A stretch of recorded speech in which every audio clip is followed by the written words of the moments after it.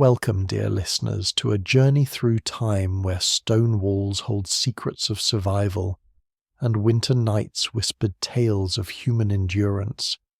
Tonight, we shall uncover the mysteries of how our ancestors conquered the brutal reality of sleeping in medieval castles, places built for war, not warmth.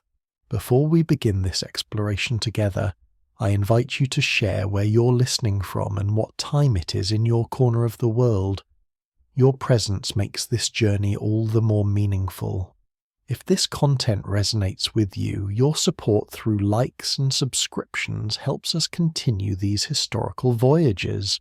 As we embark on this nocturnal adventure, let us first establish the fundamental truth that governed medieval life. Comfort was not a right, but a privilege earned through ingenuity, resources, and sheer determination. The castles that dominate our romantic imagination were, in reality, monuments to human endurance rather than luxury. These stone fortresses, rising like geological formations from the European landscape, represented humanity's eternal struggle between security and comfort, a battle where security invariably won, often at the cost of basic human warmth. The medieval period, spanning roughly from the 5th to the 15th centuries, witnessed the construction of thousands of these stone monuments across Europe. Each represented not just military might, but a complex ecosystem of survival strategies developed over generations. The builders of these fortresses understood siege warfare, defensive architecture, and the psychology of intimidation.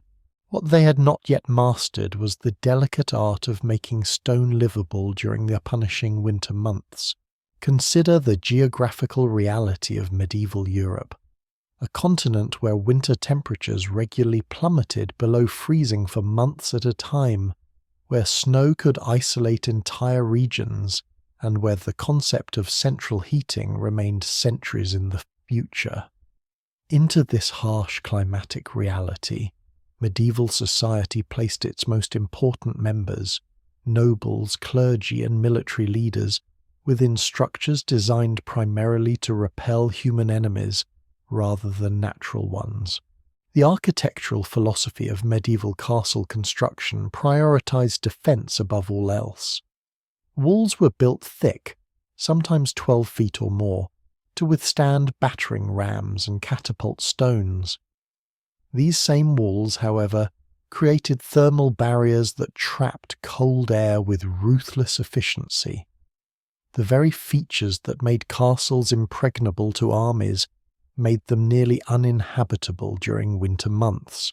Strategic positioning on hilltops and elevated terrain provided military advantages that came with climatic costs. Heights offered superior visibility for spotting approaching enemies, but they also exposed inhabitants to relentless wind patterns that could turn a merely cold night into a life-threatening ordeal. The wind didn't simply blow past these elevated fortresses. It seemed to hunt for every gap, every crack, every unsealed joint in the massive stone construction.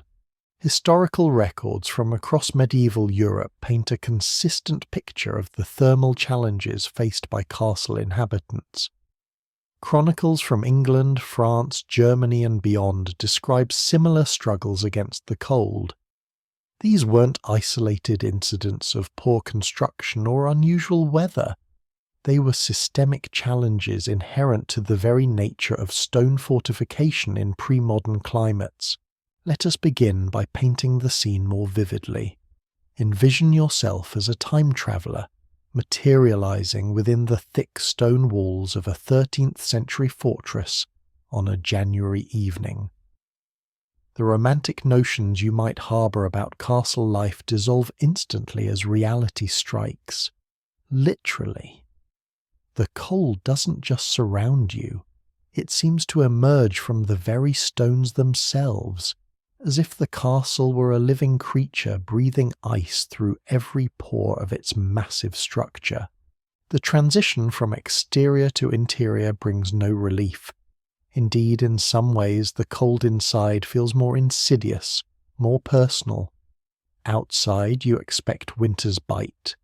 Inside, you hope for sanctuary, only to discover that these walls have conspired with the season against your comfort. The stone seems to have absorbed centuries of winter and now radiates that accumulated chill back into the living spaces with patient, relentless efficiency. These architectural marvels, designed to withstand siege engines and armies, became inadvertent prisons of perpetual winter. The irony is profound and tragic. Walls thick enough to stop a battering ram created the perfect conditions for trapping Arctic air. Medieval builders mastered the art of warfare but remained novices in the science of comfort. They could calculate the trajectory of arrows and the stress points of stone, but they had not yet learned to calculate thermal dynamics or air circulation patterns. The physics of castle construction worked against human comfort in multiple ways. Thick stone walls possessed enormous thermal mass, meaning they absorbed heat slowly and released it even more slowly. During brief summer months, this provided some cooling effect. But during the long winter seasons, it meant that walls remained perpetually cold, acting as massive heat sinks that drew warmth from any source, including human bodies. The masonry techniques of the period, while architecturally impressive, created numerous gaps and channels through which cold air could infiltrate.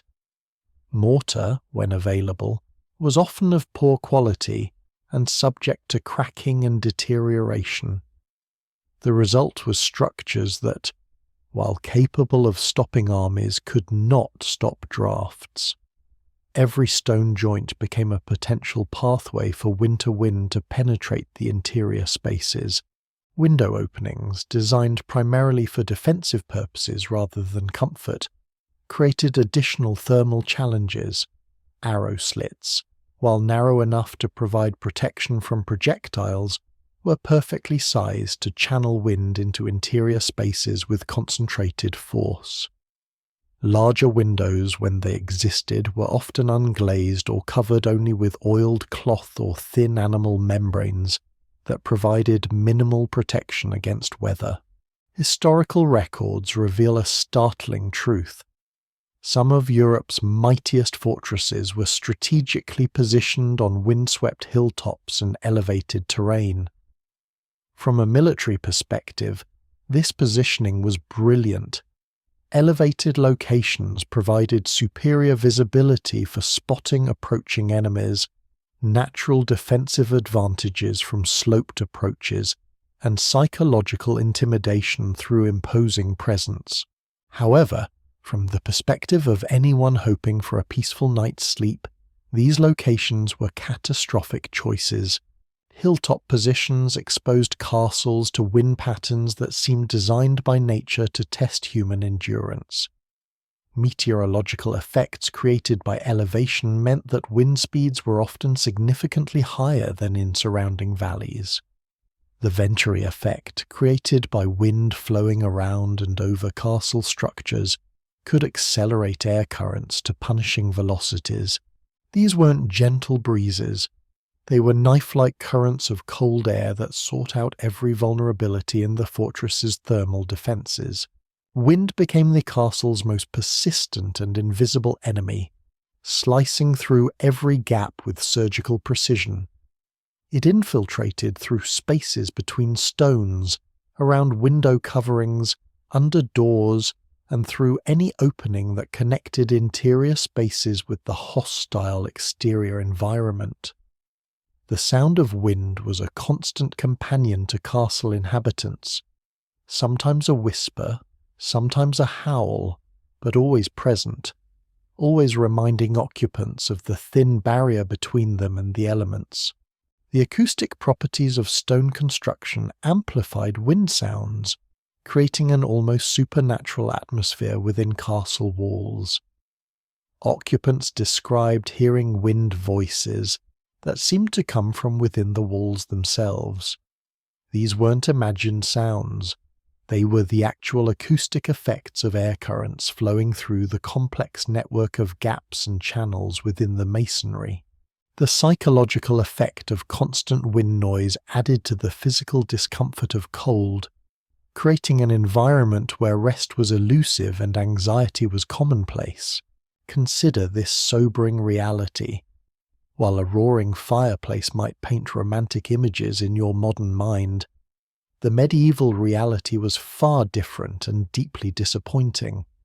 Even the grandest hearths, massive stone constructions capable of consuming entire tree trunks, created mere islands of warmth in vast oceans of cold.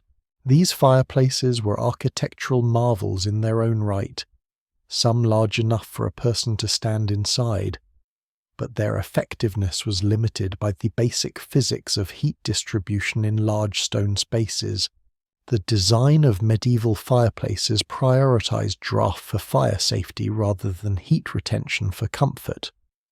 Wide chimney openings that effectively removed smoke also efficiently removed heated air, carrying precious warmth up and out of the living spaces. The result was that occupants could roast their faces while their backs remained frozen, creating the peculiar medieval experience of simultaneous burning and freezing.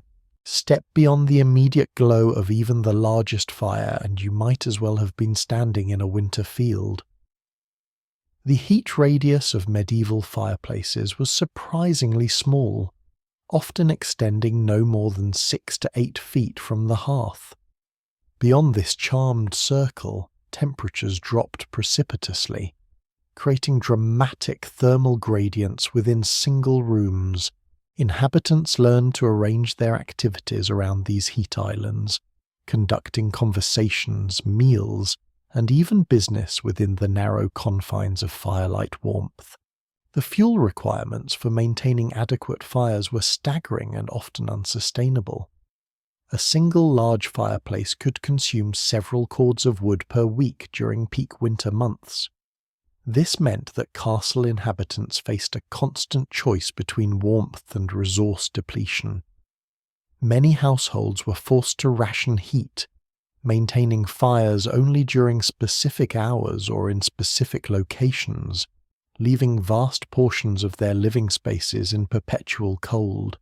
The chronicles of medieval travellers contain passages that would make modern readers shudder with sympathetic discomfort. These accounts, written by people accustomed to hardship, nonetheless expressed genuine shock at the thermal conditions they encountered in supposedly luxurious castle accommodations.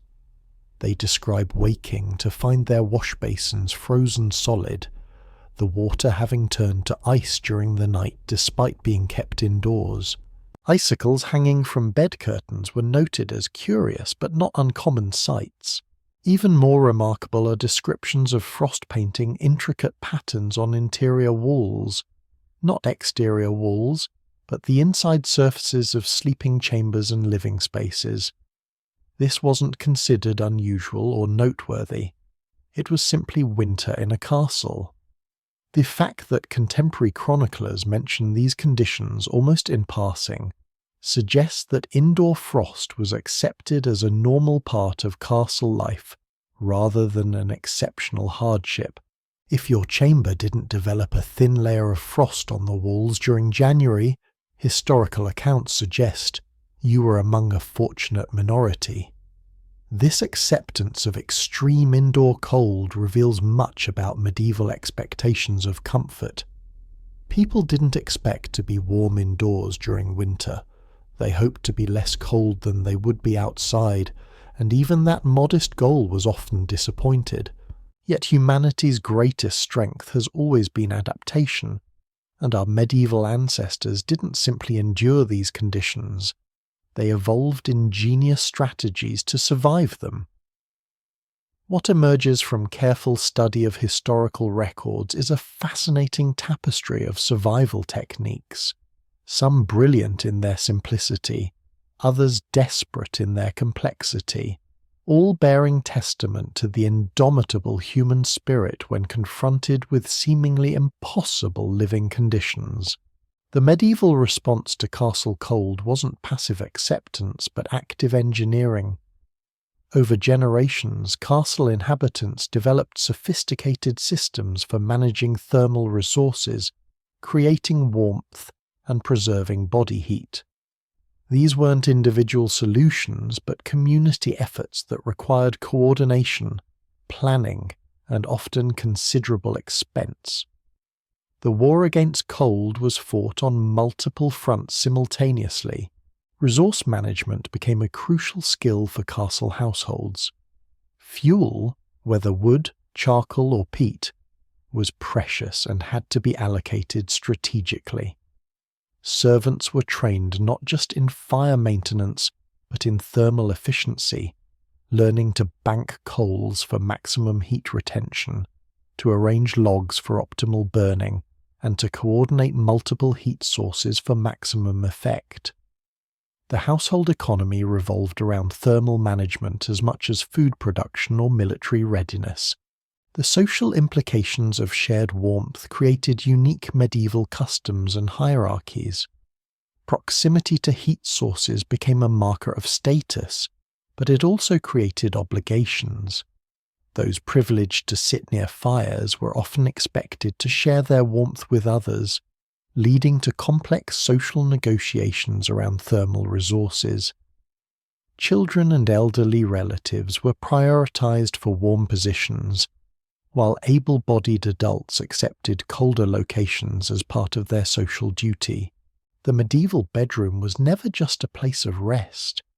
It was a carefully engineered survival system where every element served a specific purpose in the nightly battle against hypothermia. Sleep became a strategic endeavor, requiring planning, resources, and often considerable courage. The bedroom wasn't a private retreat, but a thermal fortress that demanded constant maintenance and vigilance. Understanding medieval sleep requires appreciating the complexity of the thermal environment that surrounded it. Chamber temperatures could vary by 20 degrees or more between different locations within the same room. Floor levels were consistently colder than elevated positions due to cold air density, leading to the development of raised bed platforms. Corners where walls met often created thermal dead zones where cold air accumulated, while areas near fireplaces became precious thermal oases. The management of thermal microclimates within sleeping chambers required sophisticated understanding of air movement patterns, heat retention, and insulation principles. Medieval inhabitants developed intuitive knowledge of thermal dynamics that wouldn't be formally codified by science for centuries. They learned through experimentation and necessity which arrangements of furniture, bedding, and barriers created the most effective thermal environments. Picture the elaborate ritual that unfolded each evening as sunset approached and temperatures began their nightly plummet. This wasn't simply preparation for sleep, it was preparation for survival. Servants would begin their thermal preparations like soldiers preparing for battle, following procedures developed over generations and refined through countless cold nights. Fires were stoked to blazing intensity well before bedtime, not just to provide immediate warmth but to heat the thermal mass of surrounding stone. Experienced servants understood that stone heated slowly, but also cooled slowly, so early heating could provide residual warmth throughout the night. Massive logs were selected not just for their burning properties, but for their capacity to maintain steady heat output over many hours. Warming pans, ingenious devices consisting of perforated metal containers designed to hold hot coals, were filled with glowing embers and prepared for bed-warming duties. These tools required careful handling to avoid fire hazards while maximizing heat transfer to bedding. The timing of warming pan use was crucial. Too early and the heat would dissipate before occupancy. Too late and the risk of fire increased dramatically. Layers upon layers of textiles were arranged with mathematical precision, each serving specific thermal functions. Linen sheets provided smoothness against skin while allowing moisture to wick away from bodies. Woolen blankets created insulating layers that trapped warm air in their fibers. Fur coverlets added both insulation and psychological comfort, their luxurious textures providing sensory pleasure that helped distract from thermal discomfort. The selection and arrangement of bedding materials reflected centuries of accumulated wisdom about textile thermal properties. Different furs provided different thermal characteristics. Bear fur offered maximum warmth, but considerable weight. Fox fur provided excellent insulation with less bulk, while rabbit fur was soft and lightweight but required careful maintenance. The strategic layering of these materials created thermal systems more sophisticated than many modern outdoor gear configurations. The Great Hall, that beating heart of castle life, offered temporary refuge from the night's thermal assault. But even this sanctuary had its limitations and complexities. Long after the last course was served and the final song sung, people lingered by the fire not out of sociability but out of thermal necessity. These gatherings weren't displays of leisure. They were survival strategies disguised as hospitality, communal warmth-sharing sessions that helped individuals prepare for the thermal ordeal awaiting them in their private chambers. The architecture of great halls created unique thermal environments that combined the benefits of large fires with the challenges of vast spaces. High ceilings allowed smoke to rise and collect without choking occupants, but they also meant that heated air rose far above head level, leaving floor areas cold despite massive fires. The thermal dynamics of these spaces created distinct layers of air at different temperatures, leading to the medieval custom of elevated seating for honoured guests, a practice driven as much by thermal comfort as social hierarchy. Nobles demonstrated sophisticated understanding of thermal engineering in their feast planning. Winter feasts served dual purposes that modern hosts might not appreciate. The body heat generated by hundreds of gathered guests, combined with massive hearth fires, could transform even the most cavernous halls into almost bearable spaces. Medieval party planning was as much about thermal engineering as entertainment, with guest lists calculated partly based on the warming potential of assembled bodies. The phenomenon of collective body heat in great halls created temporary thermal oases that inhabitants treasured. Historical accounts describe the almost miraculous transformation that occurred when large groups gathered around fires. Temperatures that were barely tolerable for individuals became comfortable for crowds. This understanding led to strategic scheduling of social events during the coldest periods, turning necessity into social custom. Food service during these gatherings was coordinated with thermal management. Hot meals weren't just nourishment, they were internal heating systems that helped individuals maintain body temperature long enough to return to their chambers. Spiced wines and heated ales served thermal as well as social functions, providing internal warmth that could sustain people through the transition from communal heat to private cold. But eventually, despite all efforts to delay the inevitable, the journey to one's chamber could be postponed no longer. The transition from firelit hall to icy sleeping quarters was universally described by medieval chroniclers as shocking to the system, a thermal trauma that could undo hours of careful warming. Many travellers complained that this brief exposure to transitional cold was more distressing than the prolonged cold of their eventual sleeping accommodations. Contemporary accounts describe this transition in terms that suggest genuine physical trauma. The shift from heated communal spaces to frigid private chambers wasn't gradual. It was abrupt and severe.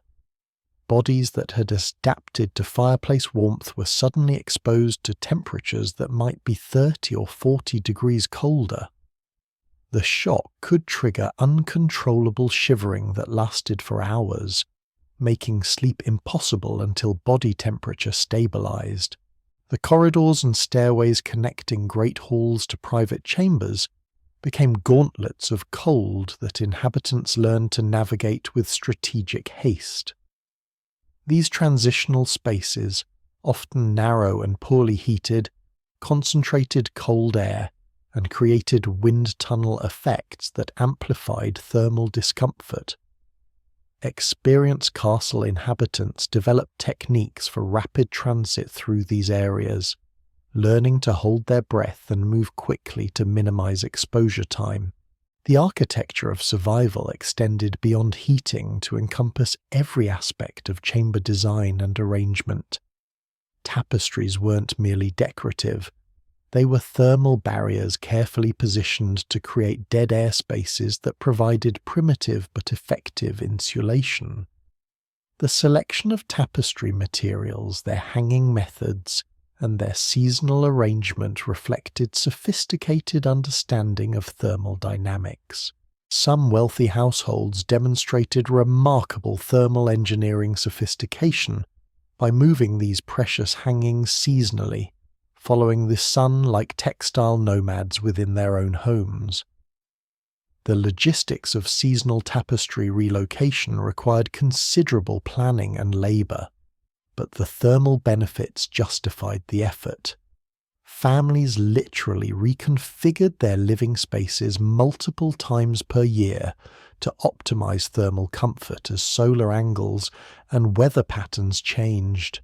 The thermal properties of different textile materials were well understood by medieval households.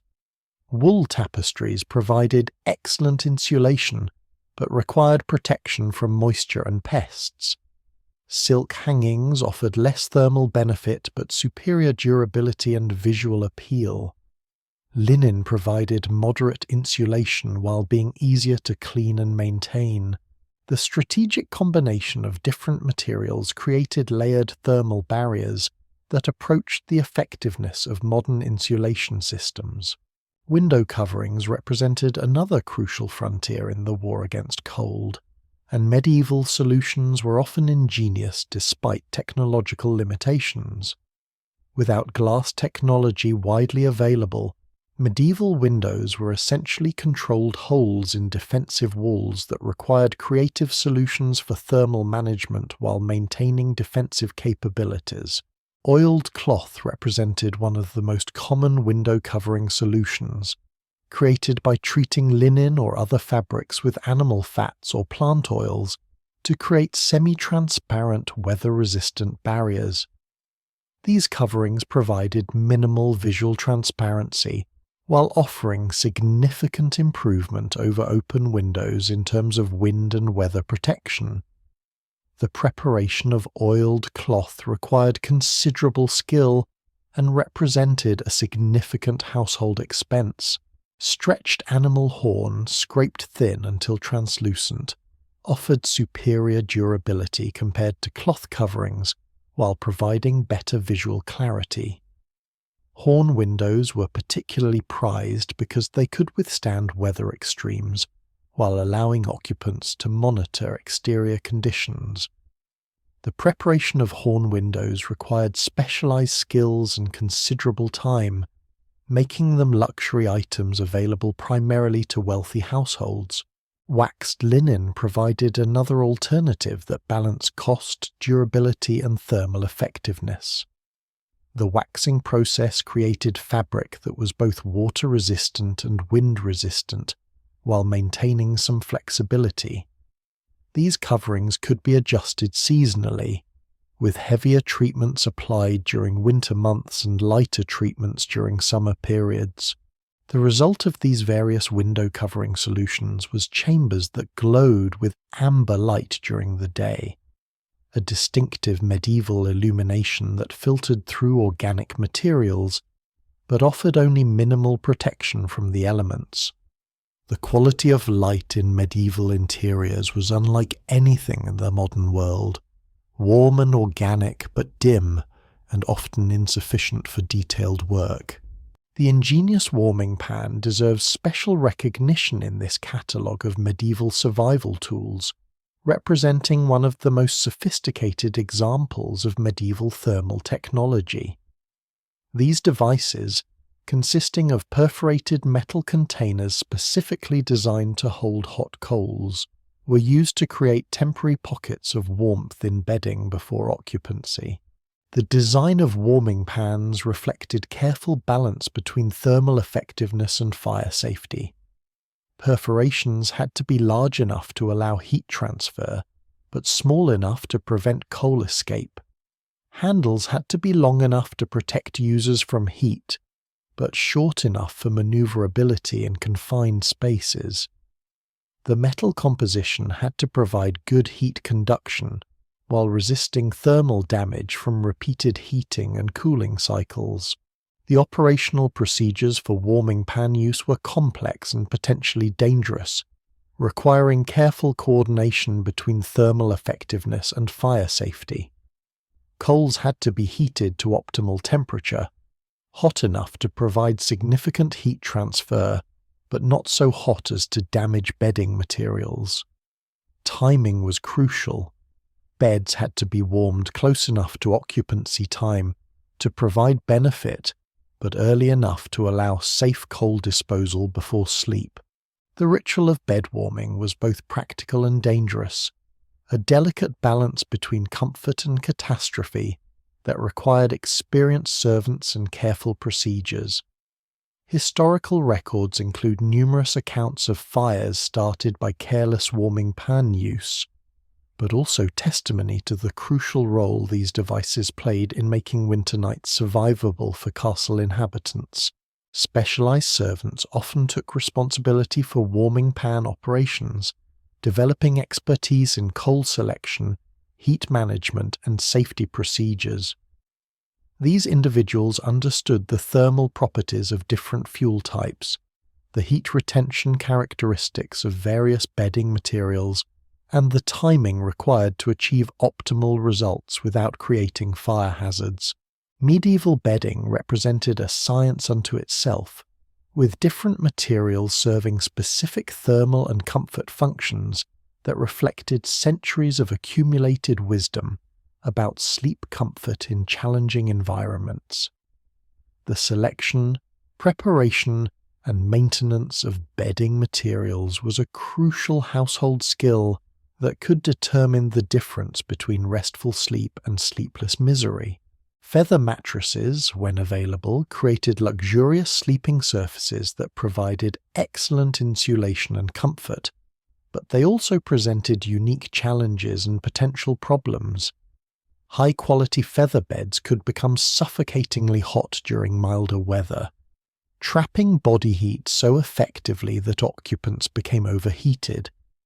The adjustment of feather bed warmth required removing or adding covering layers, rather than adjusting the mattress itself. The preparation of feather mattresses required considerable skill and resources. Feathers had to be collected, cleaned, sorted, and treated to prevent pest infestation and odor development. The quality of feathers varied significantly. Goose down provided superior insulation but required careful maintenance, while chicken feathers were more readily available but offered less thermal benefit and durability. The seasonal care of feather bedding represented a complex domestic science that modern households can barely imagine. During summer months, feather mattresses required regular airing to prevent moisture accumulation and mold development. Servants would drag these heavy bedding systems to courtyards or castle rooftops, spreading them in sunlight for hours while carefully monitoring weather conditions. The process was labor-intensive and weather-dependent, requiring coordination between household staff and favorable atmospheric conditions. This airing process required extraordinary physical effort and precise timing. Feather mattresses could weigh several hundred pounds when fully assembled, requiring multiple servants working in coordination to move them safely. The timing had to coincide with dry, sunny weather conditions that might last only a few hours during unpredictable seasonal transitions. Servants developed specialized techniques for rapid mattress transport, using wooden carriers and strategic positioning to minimize damage during movement. The drying process itself required constant monitoring to prevent overexposure that could damage feather integrity, while ensuring sufficient moisture removal to prevent mold development. Experienced servants learned to recognize optimal drying conditions, testing feather moisture content through touch and smell. They developed rotation schedules to ensure even drying across entire mattress surfaces, understanding that inadequate drying in any section could compromise the entire bedding system's thermal effectiveness and longevity. Weather prediction became a crucial household skill directly related to bedding maintenance schedules. Servants responsible for mattress care developed sophisticated understanding of local weather patterns, learning to recognize atmospheric conditions that would provide optimal drying opportunities. These skills often represented family knowledge passed down through generations of household service, creating expertise that was both practical and culturally significant. Feather redistribution within mattresses became a crucial maintenance task as bedding aged and settled. Experienced servants developed techniques for shaking and redistributing feather fill to maintain even thermal properties across the entire sleeping surface. Areas where sleepers regularly positioned their bodies could become compressed and lose insulating effectiveness, requiring careful attention and regular maintenance to restore optimal thermal performance. The redistribution process required understanding of feather behavior and mattress construction that approached scientific knowledge. Servants learned how different feather types responded to compression and manipulation, developing techniques for restoring loft without damaging delicate down structures. They understood pressure points created by regular sleeping positions and developed strategies for compensating through targeted feather redistribution and supplementation. Mattress repair and feather replacement represented ongoing maintenance requirements that could determine bedding longevity and thermal effectiveness. Small tears in mattress covers could lead to feather loss that compromised insulation properties. Servants developed skills in textile repair, learning to patch covers without disturbing internal feather arrangements. They also learned to assess when feather replacement was necessary and how to blend new feathers with existing fill to maintain consistent thermal properties. The storage of seasonal bedding created additional household challenges that required dedicated space and careful environmental control. During warmer months, heavy winter bedding needed protection from moisture, pests, and deterioration while remaining accessible for sudden weather changes. Households developed storage systems using wooden chests, cloth wrapping, and herbal pest deterrents to preserve expensive bedding materials during off-season periods. Storage techniques involved complex understanding of textile preservation and pest prevention that reflected accumulated household wisdom. Aromatic herbs were strategically placed within storage containers to deter insects while preventing moth damage to wool and fur components. Cedar chips, lavender bundles, and other natural deterrents were arranged according to traditional patterns that maximized protective effectiveness, while maintaining pleasant aromas for eventual bedding retrieval. The rotation of bedding materials throughout seasonal transitions required household scheduling and coordination that affected multiple family members and servants.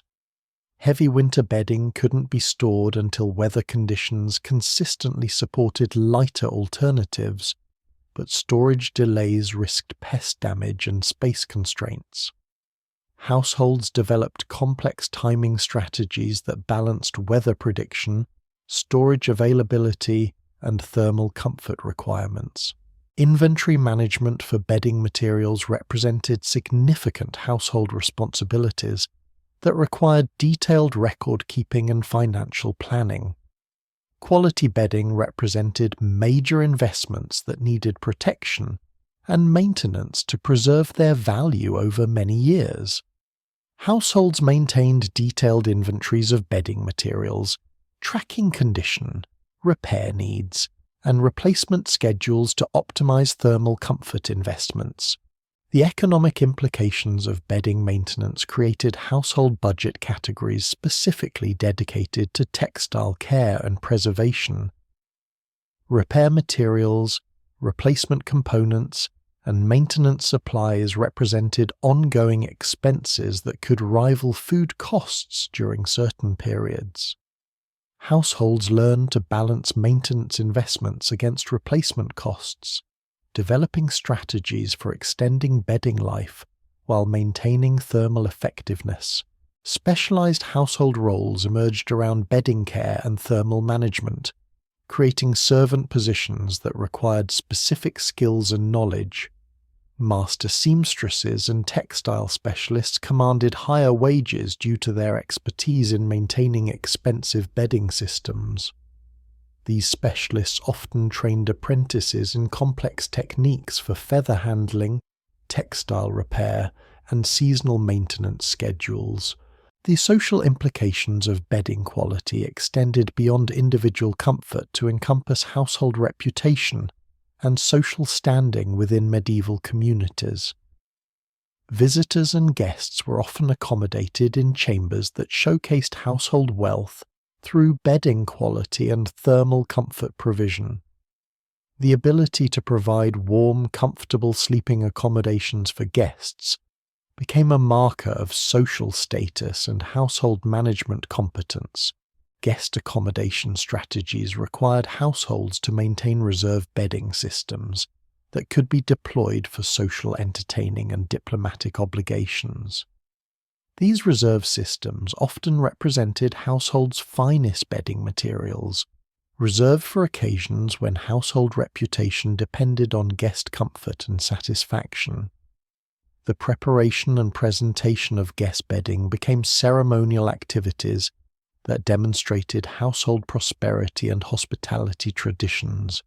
The maintenance of guest bedding required additional household resources and specialized care to ensure optimal presentation and comfort for visiting dignitaries, religious officials, and political allies. These bedding systems often received more careful maintenance than daily use materials, representing household investments in social and political relationships that extended beyond immediate thermal comfort considerations. Regional variations in bedding materials and maintenance techniques reflected local resource availability, climate conditions, and cultural traditions that created diverse approaches to thermal comfort management. Northern European households developed different bedding strategies compared to Mediterranean regions, adapting thermal management techniques to local environmental conditions and available materials. Climate-specific adaptations in bedding design and maintenance created regional expertise and trade opportunities that connected medieval households with broader economic networks. Specialized materials, techniques, and knowledge traveled through trade routes and cultural exchange, spreading innovations in thermal comfort management across medieval Europe and contributing to technological development in domestic comfort systems. The development of regional bedding styles and techniques created cultural identities around thermal comfort that influenced household practices and social customs. Different regions became known for specific approaches to bedding design, material selection, and maintenance techniques that reflected local environmental challenges and cultural values regarding comfort, hospitality, and household management. The integration of bedding systems with broader household thermal management created complex domestic technologies that coordinated multiple comfort strategies within single households. Bedding effectiveness depended on chamber heating, air circulation, and architectural features that required coordinated management and seasonal adjustment to optimize thermal comfort throughout changing environmental conditions.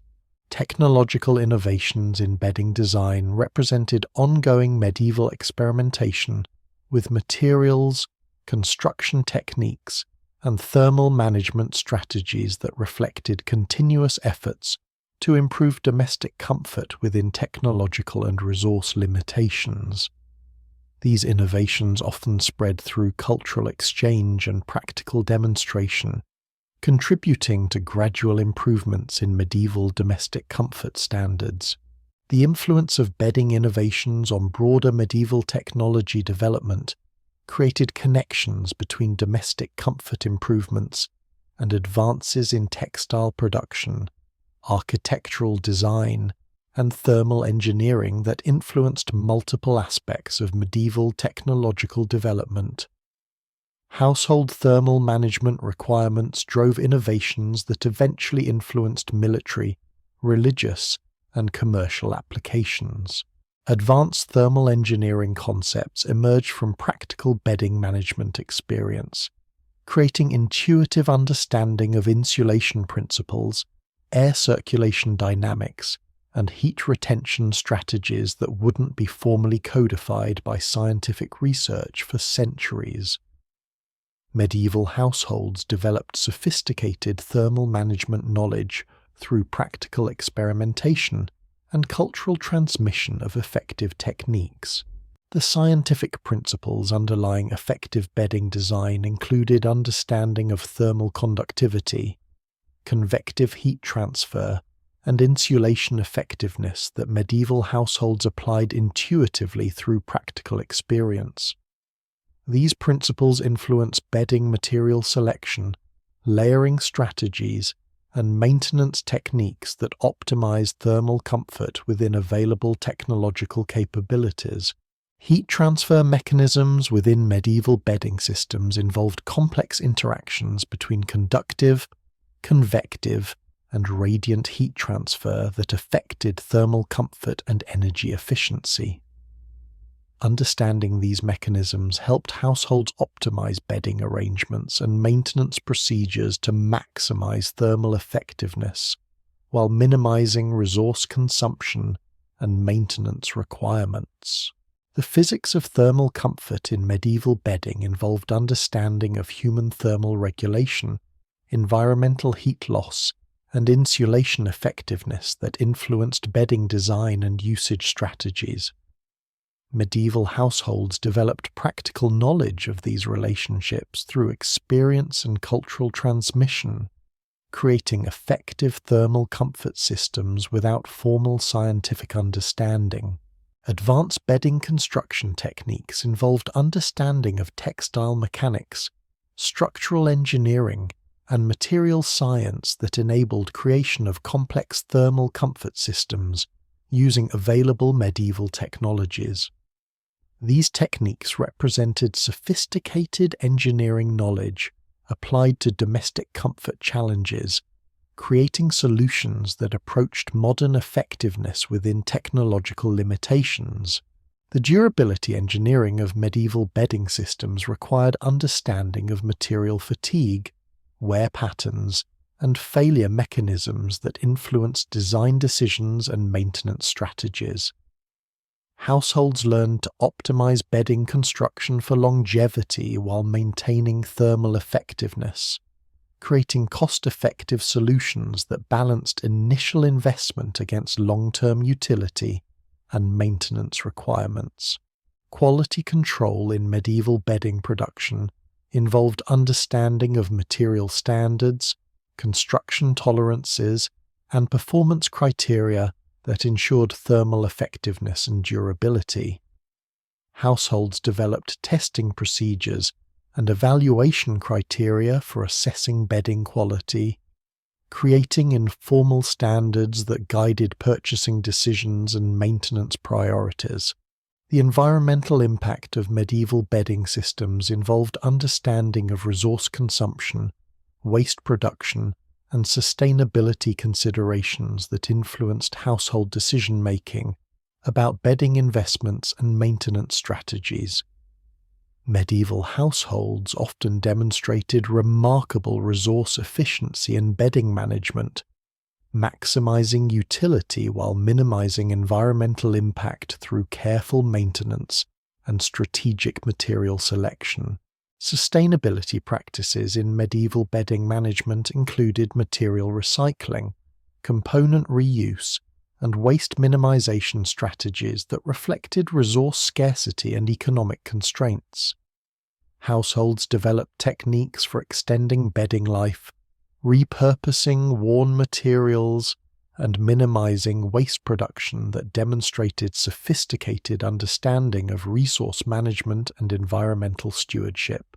Life cycle analysis of medieval bedding systems reveals complex relationships between initial investment, maintenance costs, and replacement timing that influenced household economic strategies and thermal comfort decisions. These analyses help modern researchers understand medieval household economics and decision-making processes regarding domestic comfort investments and resource allocation priorities. The cultural legacy of medieval bedding innovations includes continued influence on modern bedding design, thermal comfort engineering, and domestic comfort standards that connect contemporary sleeping systems with medieval thermal management innovations. Many modern bedding concepts have roots in medieval thermal engineering solutions that were developed through practical necessity and cultural innovation. Historical continuity in bedding design principles demonstrates ongoing relevance of medieval thermal management concepts for contemporary comfort engineering and sustainable design practices. Modern researchers and designers continue to study medieval approaches to thermal comfort for insights into effective, resource-efficient domestic comfort systems that balance performance with environmental responsibility. The educational value of medieval bedding systems provides insights into human adaptation, technological innovation, and cultural development that inform contemporary understanding of domestic comfort, resource management, and sustainable living practices. Studying medieval thermal management strategies offers perspectives on human ingenuity and adaptation that remain relevant for contemporary challenges in comfort, sustainability, and resource efficiency. The preservation of medieval bedding knowledge requires continued research, documentation, and cultural transmission to maintain understanding of historical thermal management innovations and their relevance for contemporary applications. Museums, historical societies, and research institutions play crucial roles in preserving and interpreting medieval domestic comfort technologies for educational and practical applications. Archaeological evidence from medieval castle sites continues to reveal new information about bedding systems, thermal management strategies, and domestic comfort technologies that enhance understanding of medieval daily life and household management practices.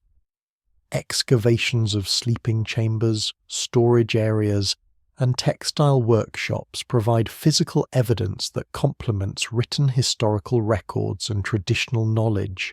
Experimental archaeology projects recreating medieval bedding systems provide practical insights into thermal effectiveness, construction techniques, and maintenance requirements that cannot be understood through historical documentation alone. These projects demonstrate the sophistication of medieval thermal management technologies and their effectiveness within period resource and technological constraints. The interdisciplinary study of medieval bedding systems combines historical research, archaeological evidence, materials science, thermal engineering, and cultural anthropology to create comprehensive understanding of medieval domestic comfort technologies. This interdisciplinary approach reveals the complexity and sophistication of medieval household thermal management strategies. Contemporary applications of medieval thermal management principles include passive heating design, sustainable insulation systems, and resource-efficient comfort technologies that draw inspiration from medieval innovations. Modern designers and engineers study medieval approaches to thermal comfort for insights into low-energy, environmentally responsible comfort systems. The psychological dimensions of medieval sleep preparation involved complex relationships between thermal comfort, personal security, and social identity that influenced individual and household well-being. Understanding these psychological aspects provides insights into medieval mental health, social relationships, and cultural values that extended beyond physical comfort considerations. Sleep quality in medieval castles was influenced by multiple factors beyond thermal comfort, including noise levels, air quality, lighting conditions, and personal security concerns that created complex sleep environments requiring multifaceted management strategies. Medieval inhabitants developed comprehensive approaches to sleep optimization that addressed these various environmental challenges simultaneously. The social hierarchy of thermal comfort in medieval households created complex relationships between social status, resource access, and physical comfort that influenced family dynamics, servant relationships, and household management strategies. These hierarchies reveal medieval values regarding comfort, social responsibility, and resource distribution within domestic contexts. Gender roles in medieval thermal management included specific responsibilities for household thermal comfort that were distributed between men and women according to cultural expectations and practical considerations. Women often held primary responsibility for bedding maintenance and thermal preparation, while men managed fuel resources and heating infrastructure. Children's thermal comfort in medieval castles required special consideration due to their vulnerability to cold exposure and their developmental needs for adequate sleep and warmth. Households developed specific strategies for protecting children from thermal stress, while teaching them thermal management skills necessary for adult survival in challenging environments. The medical understanding of thermal comfort in medieval times involved concepts of bodily humours, temperature balance, and health maintenance that influenced bedding choices and sleep preparation strategies. Medieval medical knowledge emphasized the importance of thermal regulation for health maintenance and disease prevention. Seasonal variations in sleep patterns and bedding arrangements reflected natural responses to changing environmental conditions and daylight cycles that influenced household schedules and thermal management strategies. Medieval inhabitants adjusted their sleep routines and bedding configurations throughout the year to optimize comfort and health during different seasonal conditions.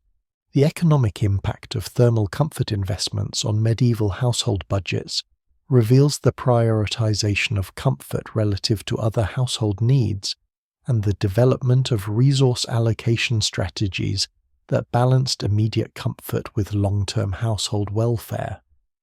These economic decisions reflect medieval values regarding comfort, security, and resource management.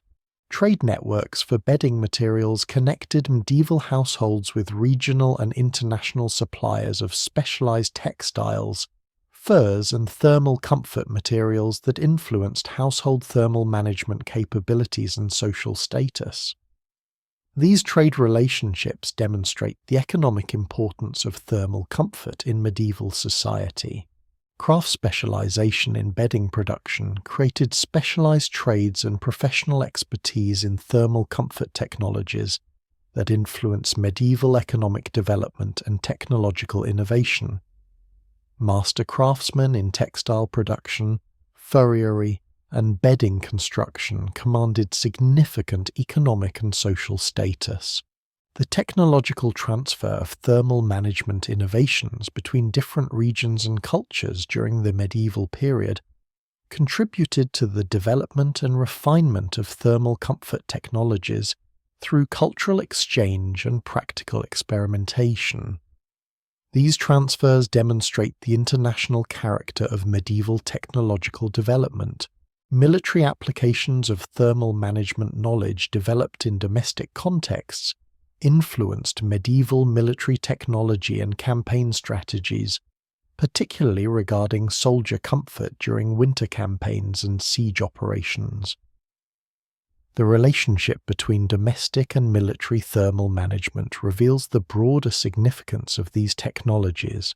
Religious institutions adapted domestic thermal management technologies for monastic applications, developing specialized approaches to thermal comfort that reflected religious values regarding austerity, community living, and spiritual discipline.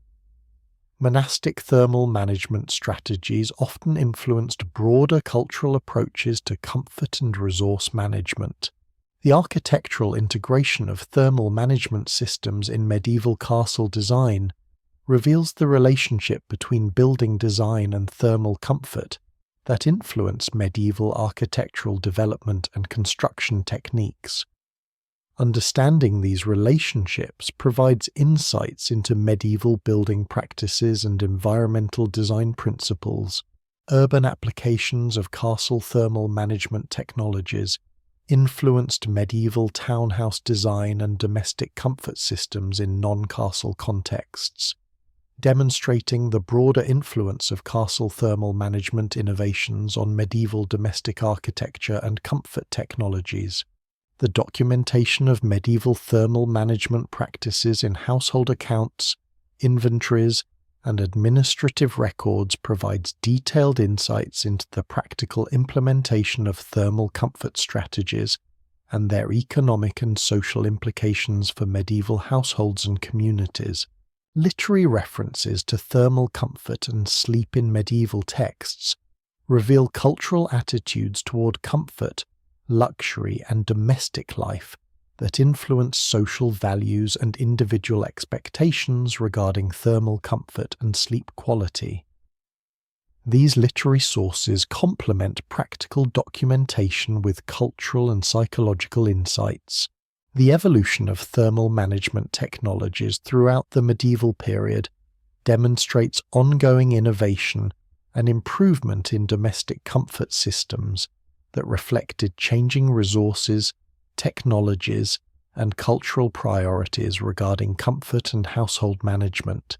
Comparative analysis of thermal management strategies across different medieval cultures and regions reveals universal human needs for thermal comfort, while demonstrating cultural variations in approaches to comfort technology and resource management. These comparisons provide insights into human adaptation and cultural innovation. The legacy of medieval thermal management innovations in contemporary sleeping systems and thermal comfort technologies demonstrates the continued relevance of medieval innovations for modern comfort engineering and sustainable design practices. Many contemporary thermal comfort principles have roots in medieval thermal management strategies. Future research directions in medieval thermal management include continued archaeological investigation, experimental reconstruction, and interdisciplinary analysis that will enhance understanding of medieval domestic comfort technologies and their relevance for contemporary applications in sustainable comfort design and historical understanding. As we draw this comprehensive exploration to its conclusion, we return to the fundamental appreciation of human resilience and ingenuity that defined medieval castle sleeping experiences. The men and women who inhabited these stone fortresses weren't merely enduring harsh conditions. They were pioneering thermal management technologies that would influence domestic comfort development for centuries to come.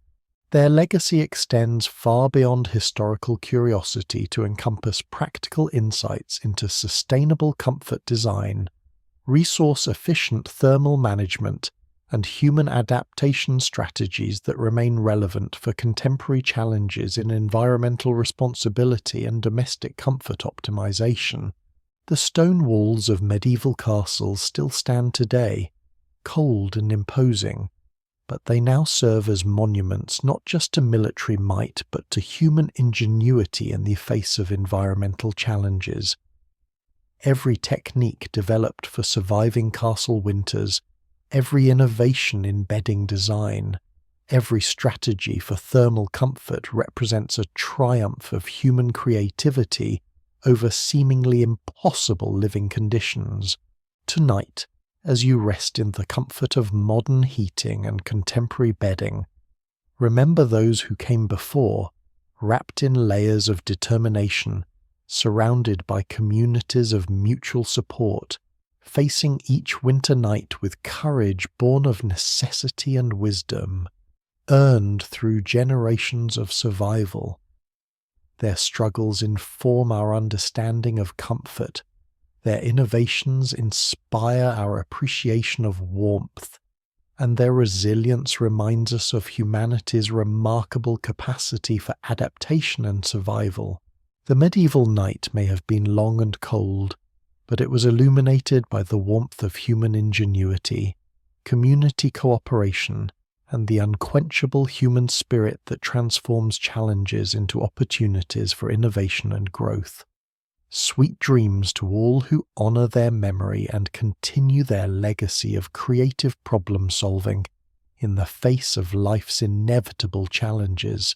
The economic implications of quality bedding in medieval households were staggering and often represented investments comparable to modern automobile purchases.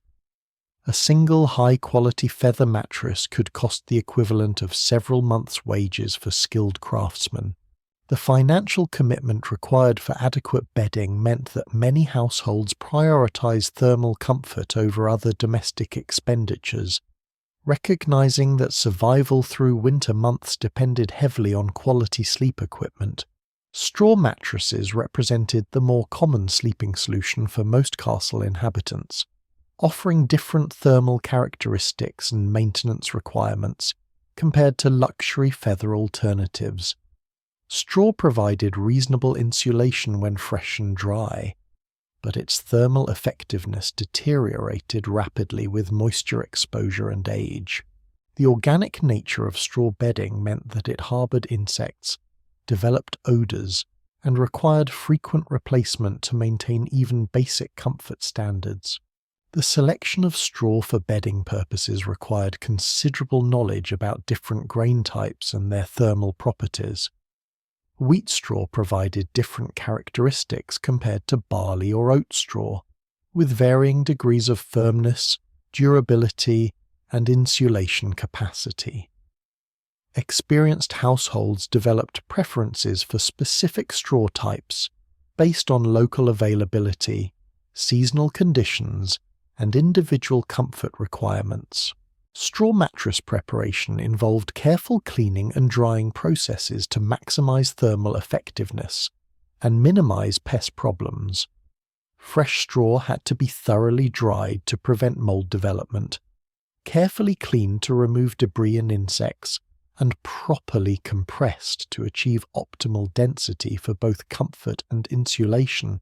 The timing of straw collection and preparation was crucial, as material harvested during wet conditions could introduce moisture problems that persisted throughout the bedding's useful life. The replacement cycle for straw bedding created ongoing household expenses and labor requirements that stretched throughout the year. Most households needed to refresh straw mattresses multiple times during winter months as the material compressed, absorbed moisture, and lost thermal effectiveness. This replacement cycle required planning, storage space, and coordination with agricultural cycles to ensure adequate supplies during peak winter demand. The combination of different bedding materials within single sleeping systems created complex thermal environments that required careful management and understanding. Households often layered straw mattresses beneath feather toppers, creating hybrid systems that balanced cost-effectiveness with thermal performance. These combinations required different maintenance approaches and seasonal adjustments to optimize comfort throughout changing weather conditions. The social implications of bedding quality created household hierarchies that extended beyond simple economic considerations. The distribution of quality mattresses and bedding materials within castle households reflected not just financial capacity, but social status, family relationships, and household politics. Senior family members, honoured guests, and high-ranking servants received priority access to quality bedding, while junior household members accepted lesser accommodations as part of their social position. Sharing bedding resources became a common survival strategy that created both practical benefits and social complexities within medieval households. Multiple individuals sharing single beds wasn't primarily about space conservation. It was about thermal efficiency and resource optimization. Body heat sharing could transform barely tolerable sleeping conditions into genuinely comfortable experiences, but it also required social negotiations about space, movement, and personal boundaries. The protocols for bed sharing reflected sophisticated understanding of thermal dynamics and social hierarchies. Experienced households developed customs about sleeping arrangements that maximized warmth while maintaining appropriate social relationships. Children often shared beds with adults not just for supervision, but for thermal benefits, while servants might be assigned to share sleeping spaces with family members during particularly severe weather conditions. The psychological aspects of medieval sleep preparation involved complex relationships between comfort expectations, survival anxiety, and social identity. Castle inhabitants developed mental strategies for coping with thermal discomfort that went beyond physical preparation. The ability to endure cold nights became a marker of character and resilience, creating cultural narratives around hardship that influenced individual and community identity. Medieval sleep rituals extended far beyond simple bedtime preparations to encompass complex daily routines that began with morning awakening and continued through evening thermal preparation. The thermal challenges of castle living required constant attention to heat conservation, resource management, and strategic planning. Successful navigation of these challenges required knowledge, resources, and community cooperation that defined much of daily life during winter months. The morning awakening process in medieval castles presented unique challenges that required careful planning and often considerable courage. Emerging from warm bedding into frigid chamber air represented a daily trauma that castle inhabitants learned to manage through specific techniques and timing strategies. The transition from sleep warmth to daily activities required thermal preparation that could determine comfort levels throughout the entire day. Morning chamber temperatures could be dramatically colder than evening conditions due to overnight heat loss from fireplaces and thermal mass cooling. Fires that provided evening warmth had typically burned out during night hours, leaving chambers at their coldest point during dawn hours. The psychological challenge of leaving warm bedding to face icy air required mental preparation and physical strategies that became ingrained habits for successful castle inhabitants. Clothing preparation for morning dressing required strategic planning and often thermal assistance from household staff. Garments left in chamber air overnight could become so cold that direct contact with skin was painful or dangerous. Experienced households developed techniques for warming clothing before dressing, using heated stones, warm water, or proximity to rekindled fires to bring garments to tolerable temperatures. The morning fire preparation ritual represented a crucial household responsibility that determined comfort levels for entire days. Servants responsible for fire management had to arrive in chambers before dawn to rekindle hearths and begin the slow process of warming interior spaces. This responsibility required individuals to sacrifice their own thermal comfort to prepare warmth for others, creating household hierarchies based partly on thermal service obligations. Personal hygiene during winter months in medieval castles required extraordinary creativity and considerable discomfort tolerance. Washing with cold water in frigid chambers represented a genuine ordeal that many inhabitants minimized to preserve body heat and avoid thermal shock. The conflict between cleanliness standards and thermal comfort created practical compromises that defined daily life throughout winter seasons. Water heating for personal hygiene required significant fuel expenditure and advanced planning that made regular bathing a luxury rather than routine practice. The labor and resource requirements for heating sufficient water for bathing meant that most castle inhabitants relied on minimal washing practices during coldest months. Strategic timing of hygiene activities around fireplace availability and household thermal resources became crucial for maintaining both cleanliness and comfort. The development of winter clothing strategies represented sophisticated understanding of layering principles and thermal management that approached modern outdoor gear effectiveness. Medieval inhabitants learned to combine different fabric types, weights, and configurations to create personal thermal systems that could function throughout varying daily activities and environmental conditions. Undergarment systems during medieval winter months involved complex layering strategies that balanced thermal effectiveness with mobility requirements. Linen underlayers provided moisture management and skin comfort, while wool middle layers created insulation and outer garments offered weather protection. The coordination of these systems required knowledge about fabric properties, seasonal conditions, and individual thermal needs. The maintenance of winter clothing represented ongoing household responsibilities that extended throughout entire seasons. Wool garments required regular treatment to prevent moth damage and maintain insulating properties. Fur elements needed cleaning and conditioning to preserve thermal effectiveness. Leather components required waterproofing and flexibility maintenance. The cumulative labor requirements for clothing maintenance represented significant household investments in thermal comfort. Footwear considerations during medieval winter months involved complex decisions about thermal protection, durability, and social appropriateness.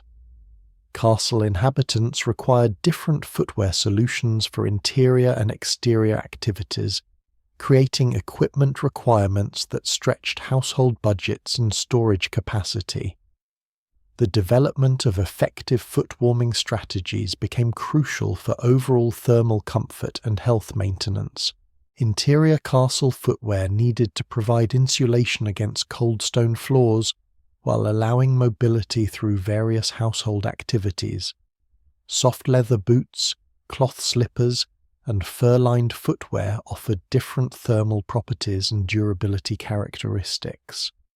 The selection of appropriate interior footwear required balancing thermal effectiveness with practical considerations about floor conditions, activity requirements, and social expectations.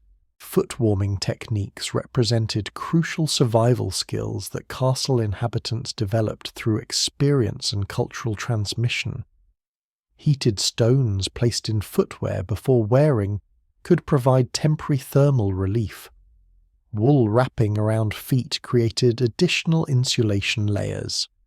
Strategic positioning near fireplaces allowed periodic foot warming throughout daily activities. These techniques required timing, coordination, and access to thermal resources. The evening preparation for sleep involved systematic approaches to thermal management that began hours before actual bedtime. Successful castle inhabitants learned to optimize every aspect of their sleeping environment through careful planning and resource allocation. The evening thermal preparation ritual represented a complex process that determined sleep quality and nighttime survival during harsh winter conditions. Chamber heating during evening hours required strategic timing to maximize thermal effectiveness while conserving fuel resources. Fires needed to be built early enough to heat stone thermal mass, but maintained long enough to provide warmth during sleep preparation. The balance between fuel consumption and thermal effectiveness required experience and judgment that developed over many winter seasons.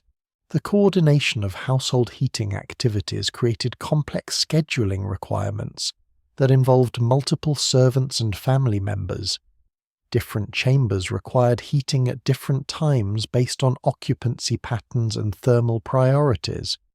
Fuel allocation decisions determined which spaces received heating priority and which inhabitants enjoyed thermal comfort. These decisions reflected household hierarchies and resource management strategies. Bedtime clothing strategies involved careful selection of garments that provided thermal effectiveness without compromising sleep comfort or mobility. Sleeping in daytime clothing offered thermal benefits, but could create discomfort and restrict movement. Specialized sleep garments provided better comfort but often offered less thermal protection. The balance between warmth and comfort required individual experimentation and adaptation to specific thermal conditions. The development of personal thermal routines represented individual approaches to managing castle cold that reflected personality, resources, and experience. Some inhabitants focused on physical preparation through exercise and movement to generate body heat. Others emphasized environmental modification through chamber arrangement and thermal barriers. These personal strategies created diverse approaches to shared thermal challenges. Exercise and movement strategies for generating body heat became crucial survival techniques that castle inhabitants employed throughout daily activities and evening preparation. Physical activity could raise body temperature temporarily, providing thermal relief and improving circulation. The timing and intensity of evening exercise required balance between heat generation and energy conservation for sleep. Breathing techniques and circulation management represented sophisticated approaches to personal thermal regulation that developed through cultural transmission and individual experimentation. Controlled breathing could improve circulation and heat distribution throughout the body. Strategic positioning and movement could optimize blood flow to extremities. These techniques required practice and understanding, but could significantly improve individual thermal comfort. The psychological aspects of thermal management involved mental strategies for coping with discomfort and maintaining morale during challenging conditions. Positive thinking, distraction techniques, and social support could help individuals endure cold conditions that might otherwise become unbearable. The development of mental resilience became as important as physical preparation for surviving medieval winter nights. Cultural attitudes toward cold and discomfort influenced individual and community responses to thermal challenges. Medieval society developed narratives around hardship that could either support or undermine individual coping strategies. The social expectation of endurance and resilience created pressure to minimize complaints while encouraging mutual support and assistance. Community cooperation in thermal management created household systems that distributed resources and responsibilities to optimize overall comfort and survival. Shared heating resources, coordinated fuel management, and mutual assistance in thermal preparation created collective approaches to individual challenges. These cooperative strategies required communication, trust, and shared commitment to household welfare. The seasonal progression of thermal challenges created cyclical patterns of preparation, endurance, and recovery that structured much of medieval castle life. Autumn months involved intensive preparation for winter thermal challenges. Winter months required daily survival strategies and resource management. Spring months offered gradual recovery and preparation for the next seasonal cycle. Weather prediction and thermal planning required understanding of local climate patterns and seasonal variations that helped households anticipate and prepare for thermal challenges. Experienced castle inhabitants learned to read weather signs and adjust thermal preparations accordingly. The ability to predict severe weather conditions could determine survival outcomes during extreme thermal events. Resource storage and fuel management represented crucial household responsibilities that determined thermal capabilities throughout entire winter seasons. Adequate fuel supplies required advanced planning, significant storage capacity, and careful consumption management. Households that miscalculated fuel requirements faced potentially life-threatening thermal shortages during peak winter months. The technological innovations in medieval thermal management reflected ongoing efforts to improve castle comfort through available materials and techniques. Creative applications of existing technologies, adaptation of heating methods, and experimentation with thermal barriers represented continuous innovation within technological limitations. These innovations often spread through cultural exchange and practical demonstration. Regional variations in thermal management strategies reflected local climate conditions, available resources, and cultural traditions that created diverse approaches to shared challenges. Northern European castles developed different thermal strategies compared to Mediterranean fortifications. Local fuel sources, building materials, and weather patterns influenced specific thermal solutions and cultural practices. The long-term health implications of chronic cold exposure in medieval castles created health challenges that influenced individual and household well-being. Respiratory problems, joint stiffness, and circulation difficulties represented common health consequences of persistent thermal stress. The management of cold-related health problems required medical knowledge and treatment approaches that were limited by medieval medical understanding. Dietary strategies for thermal management involved food choices and meal timing that could influence individual thermal regulation and comfort. Warming foods, heated beverages, and strategic meal timing could provide internal heat sources that supplemented external thermal management. The coordination of diet and thermal strategy required understanding of nutrition and thermal physiology. The economic implications of thermal management created household expenses that could represent significant portions of medieval budgets. Fuel costs, clothing expenses, and heating equipment represented major financial commitments that influenced household economic strategies. The balance between thermal comfort and other household needs required careful financial planning and resource allocation. As we conclude this comprehensive exploration of medieval castle sleeping conditions, we return to the fundamental truth that defined this historical experience: survival through human ingenuity, community cooperation, and individual resilience. The men and women who lived in these stone fortresses weren't victims of their environment. They were engineers of survival, who developed sophisticated strategies for enduring conditions that would challenge even modern technology. Their legacy reminds us that comfort is relative, that human adaptability is remarkable, and that the basic human need for warmth and rest can inspire extraordinary creativity. Tonight, as you rest in modern comfort, remember those who came before, wrapped in layers of wool and determination, facing each medieval night with courage and community. The stone walls still stand, cold and enduring, but the warmth of human resilience continues to inspire us across the centuries. Sweet dreams to all who remember their struggle and honour their survival. Straw ticks offered more modest comfort but presented their own distinct challenges and advantages. Straw was readily available and inexpensive, making it accessible to households of modest means. However, straw harboured mice, insects, and other pests that could make sleep unpleasant or impossible. The gradual decay that comes with moisture and time meant that straw mattresses required frequent replacement or refreshing.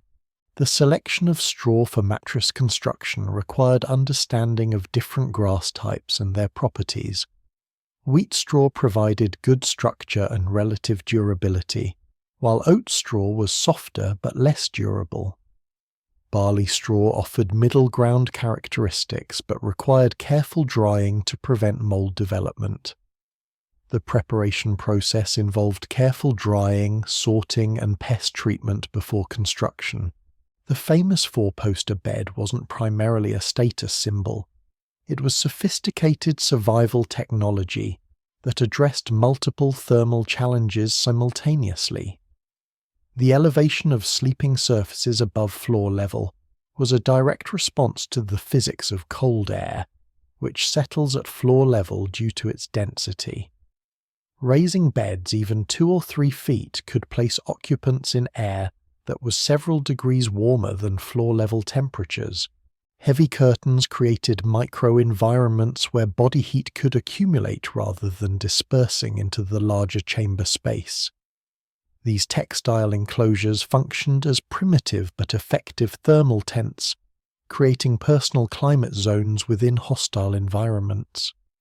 The thermal effectiveness of bed curtains depended on their material, thickness, and how completely they enclosed the sleeping space. The design and construction of four-poster beds reflected sophisticated understanding of thermal dynamics and air circulation patterns. Post-placement created frameworks that supported heavy curtains, while minimizing thermal bridges that could conduct heat away from sleeping areas. The selection of wood types for bed construction considered thermal properties as well as structural strength and aesthetic appeal. These textile cocoons represented the difference between a sleepless night and tolerable rest, but they also created their own challenges. Completely enclosed beds could become stuffy and oxygen depleted, requiring careful balance between thermal effectiveness and air circulation. The arrangement of curtains had to provide thermal protection while allowing sufficient air movement to prevent suffocation or excessive humidity buildup.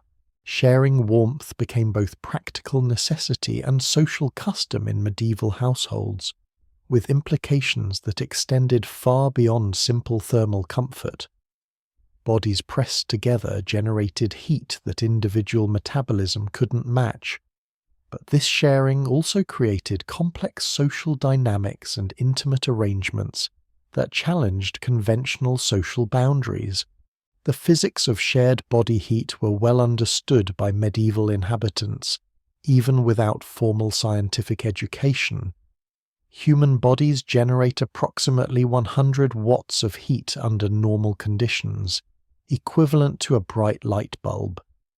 Multiple bodies in close proximity could create significantly warmer microenvironments, but this required coordination and social agreement about physical boundaries and behavioral expectations. Dogs weren't just companions in medieval households, They were living heating systems whose thick coats and loyal nature made them invaluable sleeping partners. The phrase three-dog night, though coined in more recent times, captures an ancient understanding of collaborative warmth that was essential for survival in pre-modern environments. Dogs provided not just physical heat, but psychological comfort that helped humans endure long, cold nights. The selection and training of dogs for bed sharing reflected practical considerations as well as emotional bonds. Larger dogs provided more heat but required more space, and presented greater challenges in terms of hygiene and behavioral management. Smaller dogs were easier to manage but provided less thermal benefit. The ideal bed companions were dogs large enough to provide significant heat, while remaining manageable and well-behaved in confined sleeping spaces. Class distinctions blurred in the face of winter's democratic assault on human comfort, revealing that wealth couldn't always purchase warmth or comfort. While nobles possessed superior materials, fine furs, quality wool, imported spices for warming drinks, peasants often enjoyed more effective heating due to the superior thermal efficiency of their smaller living spaces. The thermal dynamics of large castle chambers worked against effective heating regardless of the resources applied. Vast volumes of air required enormous amounts of fuel to heat, and heat loss through stone walls and high ceilings meant that even massive fires struggled to warm grand chambers effectively. Peasant cottages, by contrast, had smaller volumes that could be heated effectively with modest fires. The irony of medieval thermal comfort was that grand chambers often defeated even the most elaborate heating attempts, while humble dwellings trapped warmth efficiently. This created situations where wealthy nobles might actually be less comfortable than their peasant counterparts, despite having access to superior materials and more resources for fuel and labor. This thermal democracy sometimes led to wealthy individuals seeking refuge in servants' quarters or kitchens during the coldest periods, abandoning their grand chambers for spaces that could actually be heated effectively. These arrangements required delicate social negotiations but were sometimes necessary for basic survival during severe cold snaps. The mobility of medieval sleeping arrangements might surprise modern readers accustomed to fixed bedroom configurations.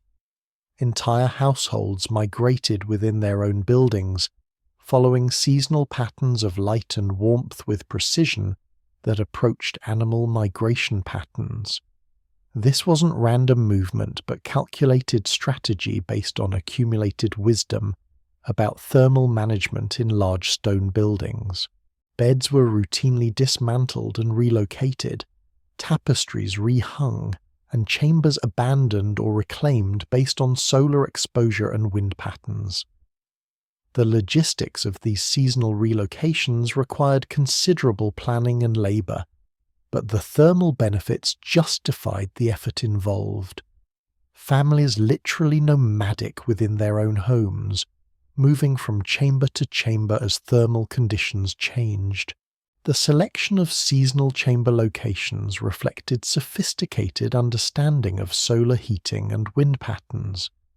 South-facing chambers provided maximum solar heating during winter months when the sun's angle was low, while north-facing chambers offered cooling during summer months when heat became undesirable.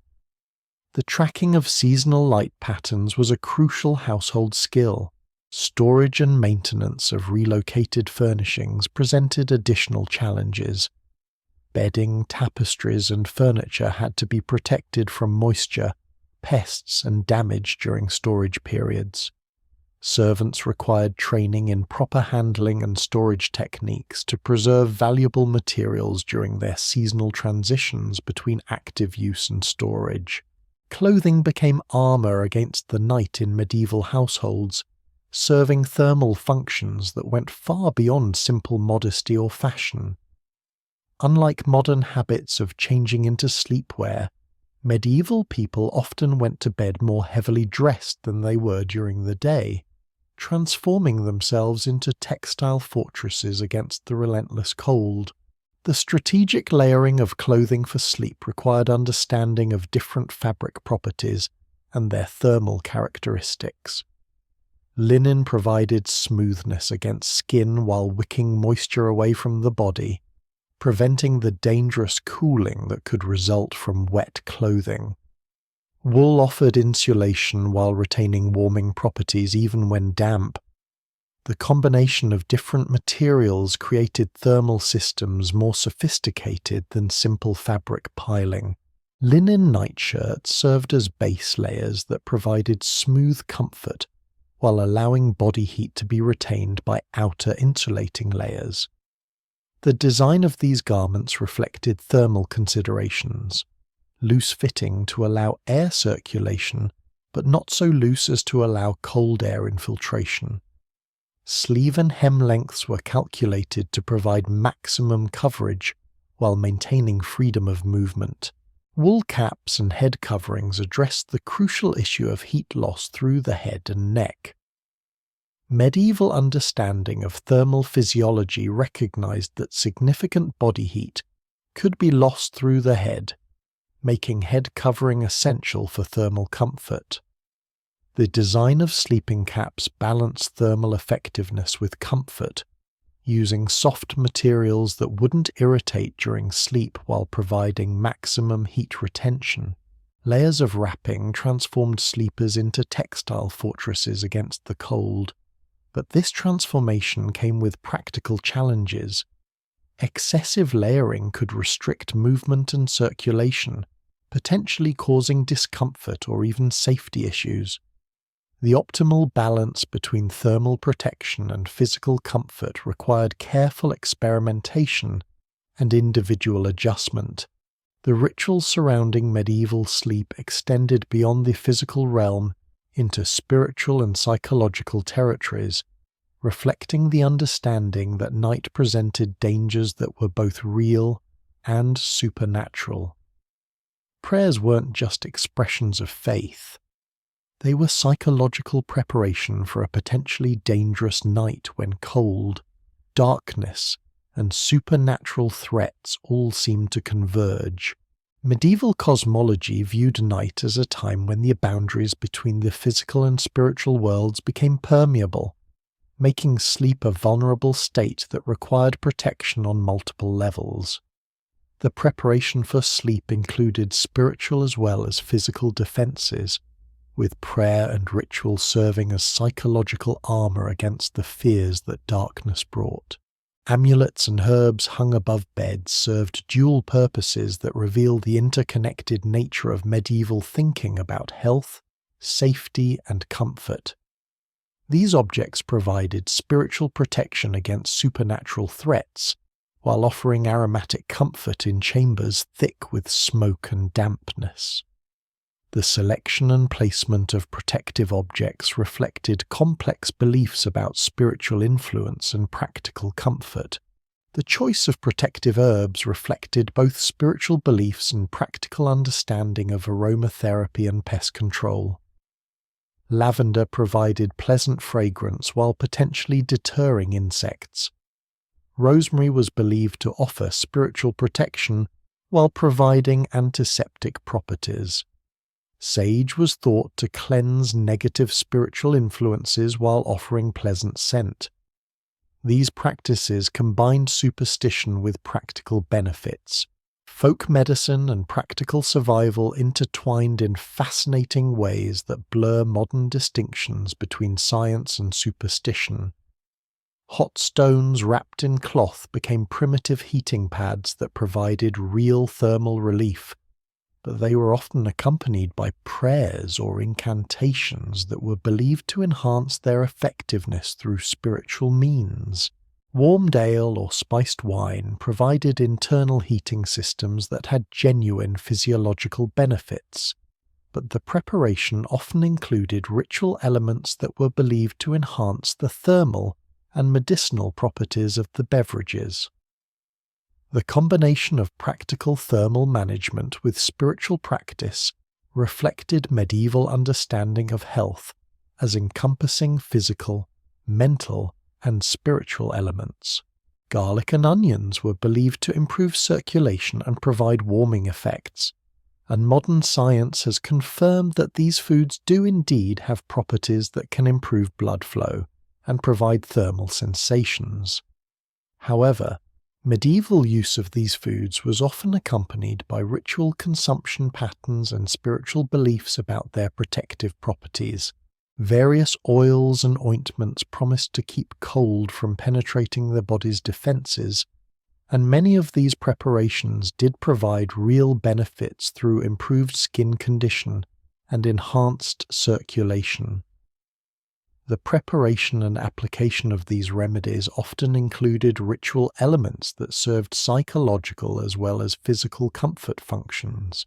Now, as we reach the quiet hours of our exploration, let the pace soften like embers settling in their ash bed. Picture the medieval castle in its deepest winter silence, when the wind has stilled to whispers and the inhabitants have finally achieved that delicate balance between warmth and rest that they fought so hard to attain. In these final moments of our journey, consider the remarkable resilience of our ancestors who faced these conditions not occasionally, but as routine parts of their lives.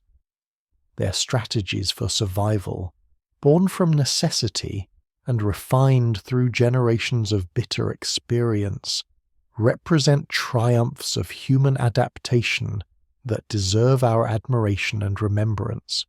The legacy of medieval winter survival continues to influence modern life in subtle ways that we rarely recognize or appreciate.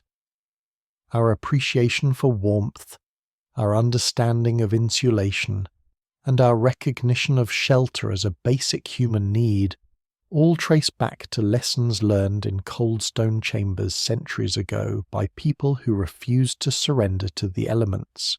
Tonight, as you settle into your temperature-controlled environment with its reliable heating and comfortable bedding, spare a thought for those who came before. They faced the darkness armed only with wool and fire, courage and community, faith, and the stubborn refusal to surrender to the cold that threatened to claim them every winter night. The castle walls that once trapped winter's chill now stand as monuments to human endurance, their stones holding stories of countless nights when ordinary people performed extraordinary acts of survival. In their weathered masonry, we can read tales of determination and ingenuity that illuminate the remarkable capacity of humanity to adapt, survive, and even thrive in the face of overwhelming challenges. Let the flickering memories of medieval fires remind us that comfort is never guaranteed. Warmth is always precious, and the simple act of sleeping safely through the night represents a victory that our ancestors earned through centuries of cold, dark struggle.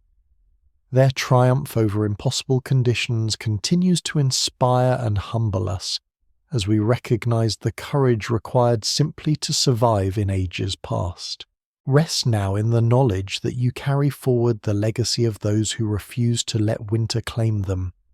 Their ingenuity lives on in every modern convenience, their courage echoes in every comfortable night, and their triumph over adversity illuminates the path forward for future generations who will face their own challenges with similar determination.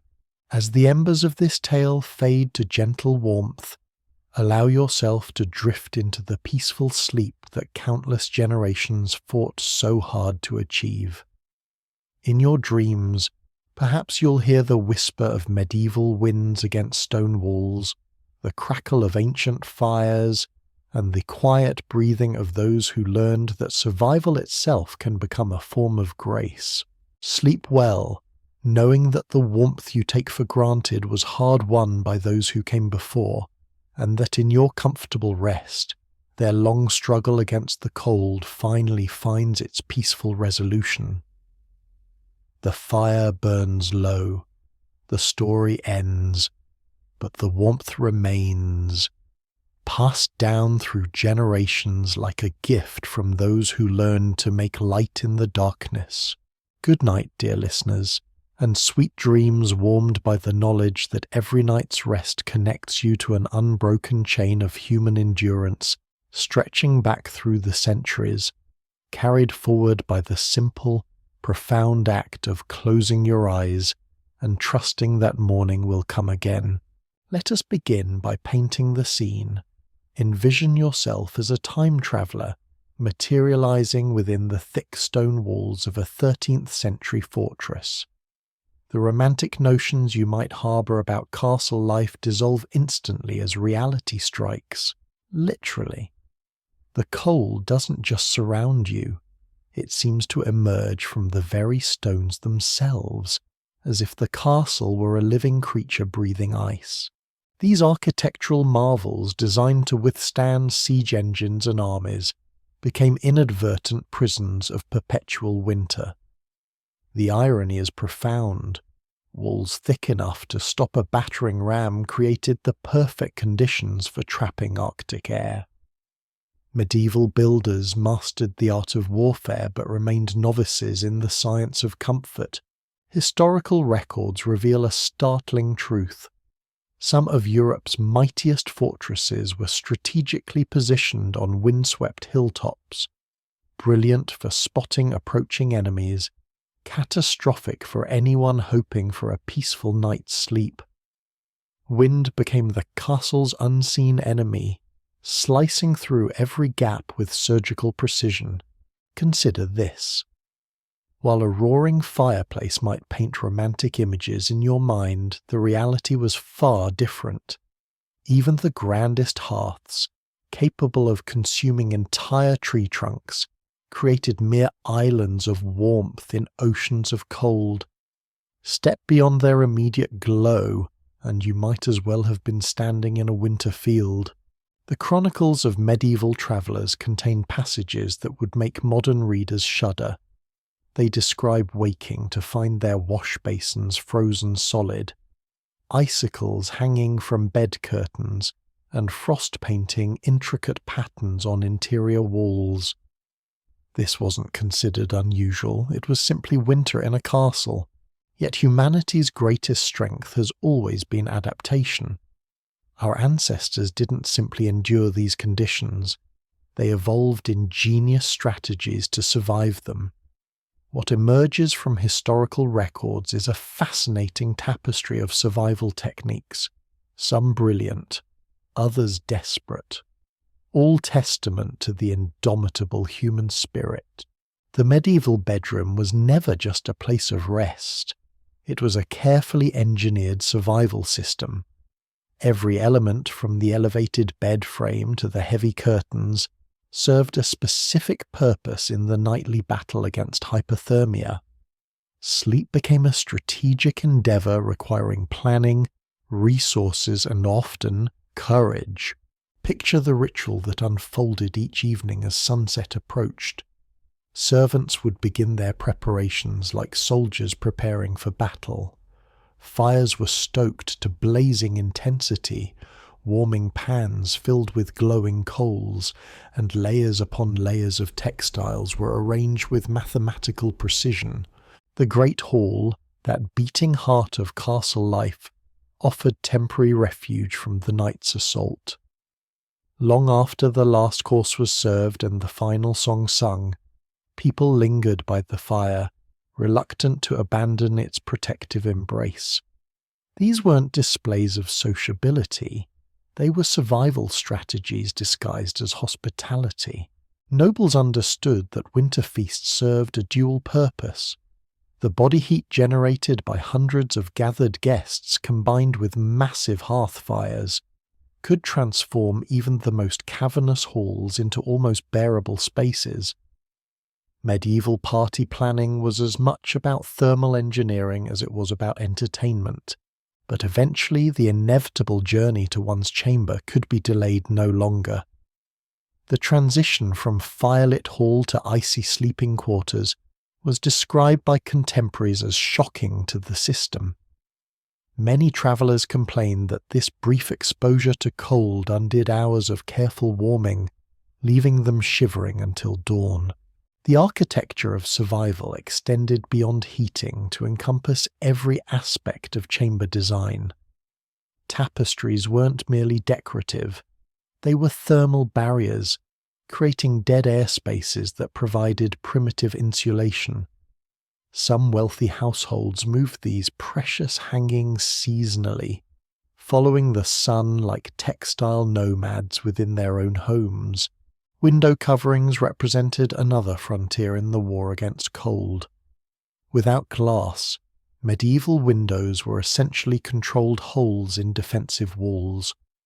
Oiled cloth, stretched animal horn, or waxed linen provided minimal barriers against wind and weather. The result was chambers that glowed with amber light during the day but offered little protection from the elements. The ingenious warming pan deserves special recognition in this catalogue of survival tools. Servants would slide these perforated metal containers filled with hot coals between bed linens, creating temporary pockets of warmth. The ritual was both practical and dangerous, a delicate balance between comfort and catastrophe. Medieval bedding represented a science unto itself. Feather mattresses, when available, created luxurious sleeping surfaces, but could become suffocatingly hot. Straw ticks offered more modest comfort but harboured their own challenges: mice, insects, and the gradual decay that comes with moisture and time. The famous four-poster bed wasn't a status symbol, it was survival technology. Raising the sleeping surface above floor level escaped the coldest air layers, while heavy curtains created micro-environments where body heat could accumulate. These textile cocoons represented the difference between a sleepless night and tolerable rest. Sharing warmth became both necessity and social custom. Bodies pressed together generated heat that individual metabolism couldn't match. Dogs weren't just companions, they were living heating systems, their thick coats and loyal nature making them invaluable sleeping partners. The phrase three-dog night captures this ancient understanding of collaborative warmth, class distinctions blurred in the face of winter's democracy. While nobles possessed superior materials, fine furs, quality wool, imported spices for warming drinks, peasants often enjoyed more effective heating. Their smaller dwellings trapped warmth efficiently, while grand castle chambers defeated even the most elaborate heating attempts. The mobility of medieval sleeping arrangements might surprise modern readers. Entire households migrated within their own buildings, following seasonal patterns of light and warmth. Beds were dismantled and relocated, tapestries rehung, and chambers abandoned or reclaimed based on solar exposure and wind patterns. Clothing became armour against the night. Unlike our modern habit of changing into sleepwear, medieval people often went to bed more heavily dressed than they were during the day. Linen nightshirts, wool caps, and layers of wrapping transformed sleepers into textile fortresses against the cold. The rituals surrounding medieval sleep extended beyond the physical into the spiritual realm. Prayers weren't just expressions of faith, they were psychological preparation for a potentially dangerous night. Amulets and herbs hung above beds served dual purposes, warding off supernatural threats and providing aromatic comfort in chambers thick with smoke and dampness. Folk medicine and practical survival intertwined in fascinating ways. Hot stones wrapped in cloth became primitive heating pads. Warmed ale or spiced wine provided internal heating systems. Garlic and onions were believed to improve circulation, while various oils and ointments promised to keep the cold from penetrating the body's defences. The sensory experience of medieval sleep was overwhelming by modern standards. chambers filled with the aroma of smoke, damp wool, animal fur, rotting rushes, and whatever herbs had been scattered to mask these odours. Mice scurried through floor coverings, water dripped from condensation, and the constant whisper of wind through gaps provided an ever-present soundtrack. Food played a crucial role in nighttime survival strategies. Heavy stews and porridges lined stomachs with warming calories, while heated beverages provided internal comfort that complemented external warming measures. Medieval cooks understood that dinner wasn't just nourishment, it was fuel for the long night ahead. The most vulnerable members of society, children and the elderly, required special protection. Infants were swaddled in multiple layers and kept close to fires or within their parents' beds. Elderly relatives often relocated to kitchens or bakeries during the coldest months, seeking any available source of residual heat. Medical theory of the period viewed cold as a direct threat to health. Physicians prescribed warming treatments not just for comfort, but as necessary medicine. The four humours could be disrupted by excessive chill, leading to everything from depression to death. Warmth wasn't luxury, it was literally life-preserving treatment. Sometimes, despite all precautions, the cold won. Chronicles record instances of guards freezing at their posts, travellers found dead in supposedly safe chambers, and nobles succumbing to exposure within their own castles. These weren't just tragedies, they were cautionary tales that reinforced the deadly seriousness of winter survival. The psychological toll of constant cold shouldn't be underestimated. Medieval people spoke of dreading nightfall, of feeling imprisoned by winter, of the relief that came with spring's first warm day. The seasonal cycles shaped not just daily routines but mental states, creating rhythms of endurance and release. Communal sleeping arrangements offered both practical advantages and social complications. Monastery dormitories, castle barracks, and in-common rooms provided shared warmth at the cost of privacy and comfort. Bodies pressed together for survival, creating intimate bonds forged by necessity rather than choice. The evolution of medieval heating technology reveals humanity's persistent ingenuity. From simple braziers to complex flue systems, from basic warming pans to elaborate thermal management strategies, each generation built upon the survival wisdom of their predecessors while adding their own innovations. Archaeological evidence supports the literary accounts of indoor frost, frozen wash basins, and icicles hanging from rafters. These weren't poetic exaggerations. They were documented realities of life in stone buildings without modern insulation. Some chambers became so cold that inhabitants abandoned them entirely during winter months. Travel complicated the already challenging task of staying warm. Medieval inns offered crowded beds shared with strangers, stables warmed by animal heat, or monastery guest quarters with minimal amenities. Travellers learned to adapt quickly, accepting whatever warmth was available regardless of social convention or personal preference. The role of fire transcended mere practicality to become central to medieval cosmology. Hearths weren't just heat sources, they were gathering places, spiritual centres, and symbols of civilization's triumph over chaos. The ritual of maintaining fires overnight carried both practical and sacred significance.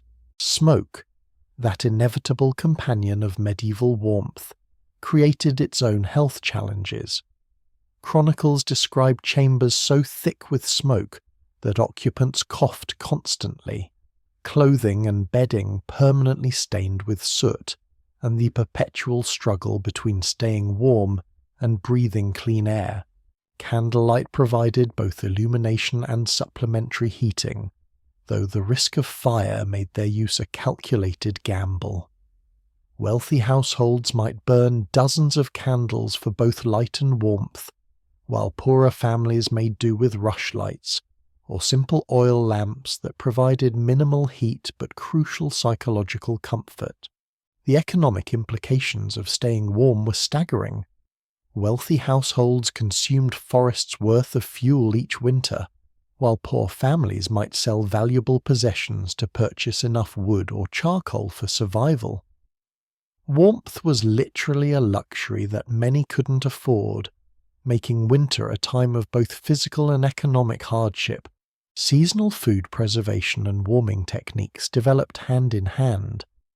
Root vegetables, dried legumes, and preserved meats weren't just dietary staples. They were heating fuels that warmed the body from within.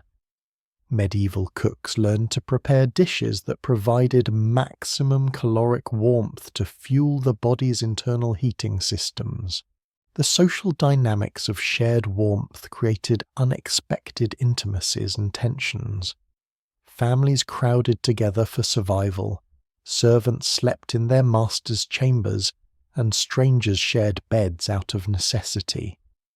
These arrangements challenged social hierarchies while reinforcing the fundamental equality of all humans in the face of nature's power.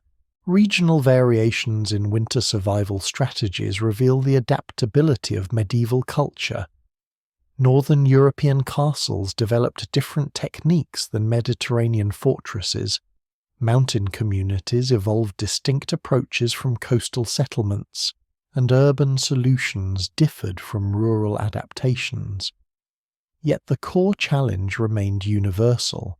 The persistence of cold-related folklore and superstitions reveals how deeply winter survival shaped medieval consciousness.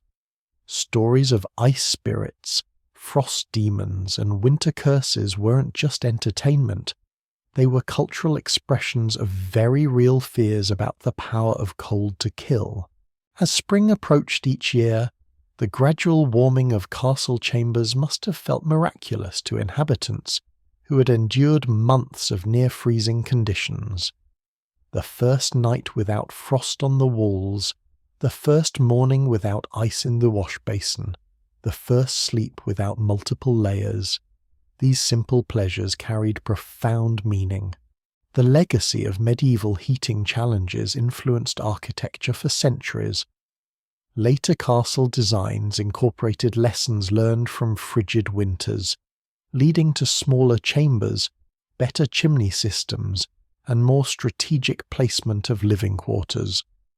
The cold became a teacher, forcing adaptation and innovation.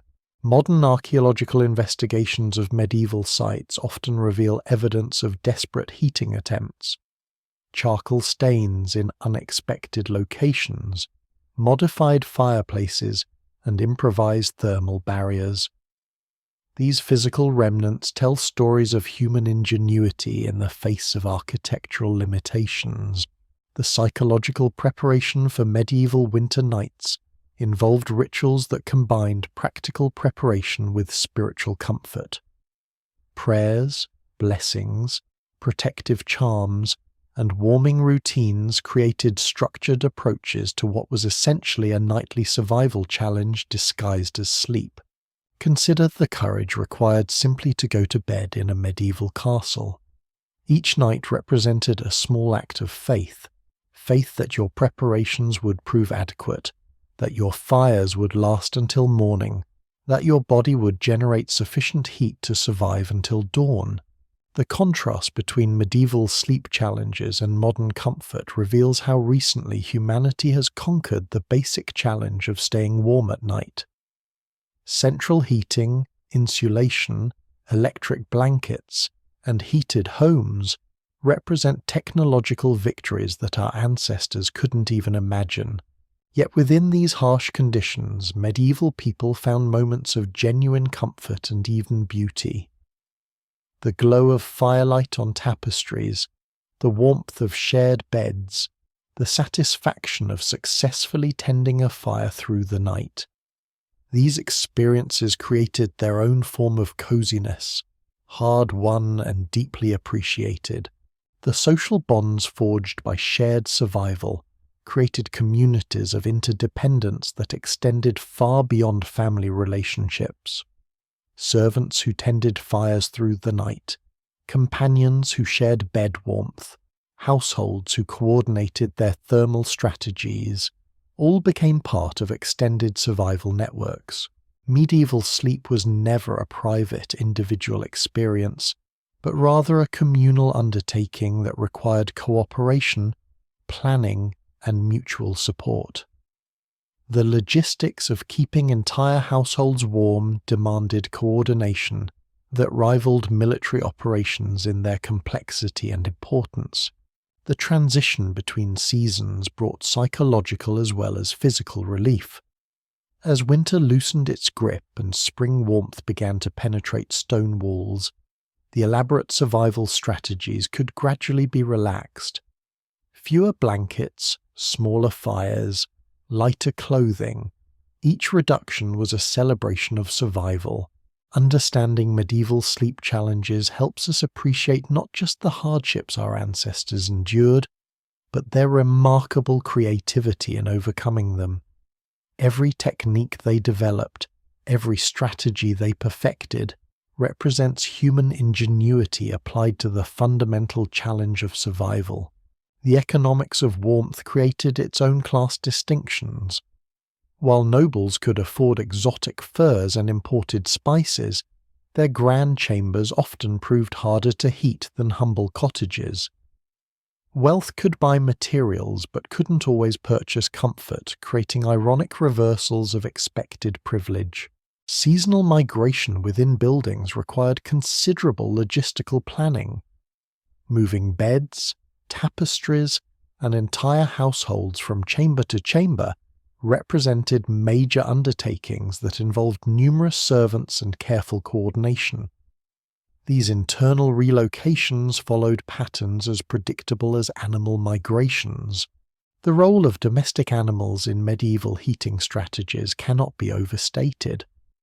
Dogs, cats, and even livestock became partners in survival, their body heat and companionship providing both physical and psychological warmth. The boundaries between human and animal comfort blurred in the face of shared necessity. Medical understanding of cold's effects, while primitive by modern standards, led to surprisingly sophisticated countermeasures. Hot oil massages, herbal warming drinks, protective ointments, and thermal clothing all represented attempts to apply available medical knowledge to the challenge of night survival. The preparation rituals that preceded medieval sleep often began hours before bedtime. Servants started heating stones, warming beds, and preparing heated beverages well in advance. The successful coordination of these efforts determined whether the night would be tolerable or miserable. Regional climate variations created different survival strategies even within medieval Europe. Scottish castles faced different challenges than Italian fortresses. Scandinavian techniques differed from Mediterranean approaches, and mountain strongholds required unique solutions compared to coastal fortifications. The documentation of sleep-related deaths in medieval chronicles reveals how seriously contemporaries took the threat of cold. Guards found frozen at their posts, guests who perished in supposedly safe chambers, and travellers who succumbed to exposure. These weren't rare occurrences but recognized risks of winter life. Archaeological evidence from preserved medieval sites often reveals the physical traces of desperate heating attempts. Charcoal residue in unusual locations, modified fireplaces, improvised thermal barriers, and evidence of indoor frost damage all tell stories of survival struggles that written records might not capture. The development of medieval textile technology was driven partly by the need for better insulation.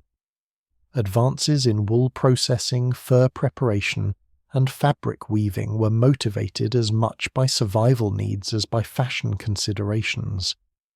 Better blankets literally meant better chances of survival. The social protocols surrounding shared warmth created complex etiquettes that balance practical necessity with cultural expectations. Who could share a bed with whom? How warming duties were assigned, and how thermal resources were distributed all required careful social navigation. The transition from medieval to early modern heating technology represents humanity's gradual conquest of indoor climate control. Each improvement, better chimneys, glazed windows, more efficient fireplaces, built upon centuries of survival experience in cold stone buildings. The psychological toll of constant cold-shaped medieval attitudes toward comfort, luxury, and even spirituality. The association of warmth with salvation, cold with punishment, and fire with divine presence weren't just metaphors but lived experiences translated into cultural meaning. Understanding medieval sleep challenges provides perspective on modern complaints about minor discomforts. Our ancestors faced nightly survival challenges that would seem impossible to contemporary people accustomed to perfectly controlled environments and effortless comfort. The ingenuity displayed in medieval warming techniques reveals human creativity under pressure. Heated stones, warming pans, textile architecture, strategic animal placement, and thermal food preparation all represent innovations born from the absolute necessity of staying alive through winter nights. The community bonds created by shared survival challenges extended beyond immediate households to encompass entire settlements.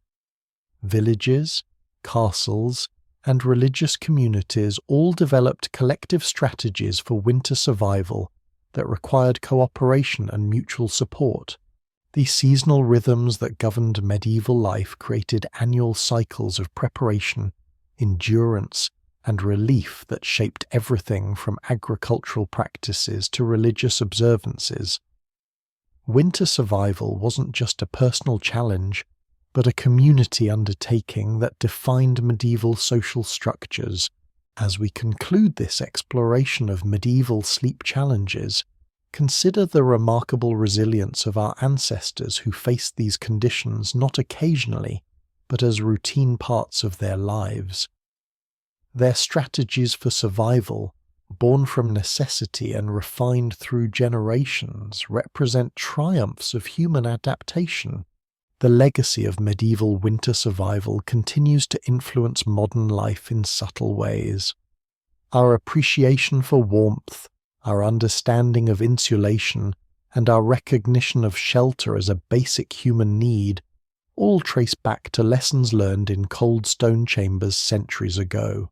Tonight, as you settle into your temperature-controlled environment with its reliable heating and comfortable bedding, spare a thought for those who came before. They faced the darkness armed only with wool and fire, courage and community, faith, and the stubborn refusal to surrender to the cold.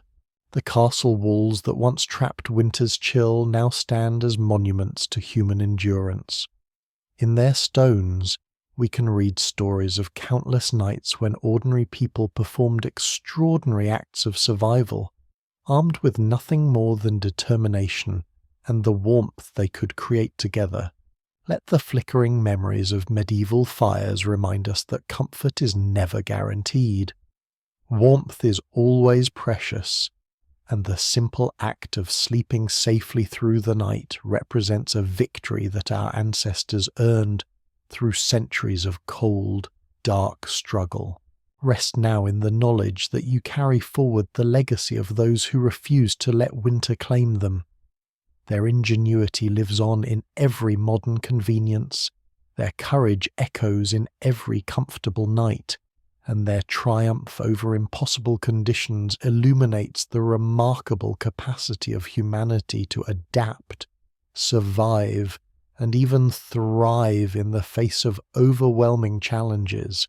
As the embers of this tale fade to gentle warmth, allow yourself to drift into the peaceful sleep that countless generations fought so hard to achieve. In your dreams, perhaps you'll hear the whisper of medieval winds against stone walls, the crackle of ancient fires, and the quiet breathing of those who learned that survival itself can become a form of grace. Sweet dreams, warmed by the knowledge that every night's rest connects you to an unbroken chain of human endurance stretching back through the centuries, carried forward by the simple, profound act of closing your eyes and trusting that morning will come again.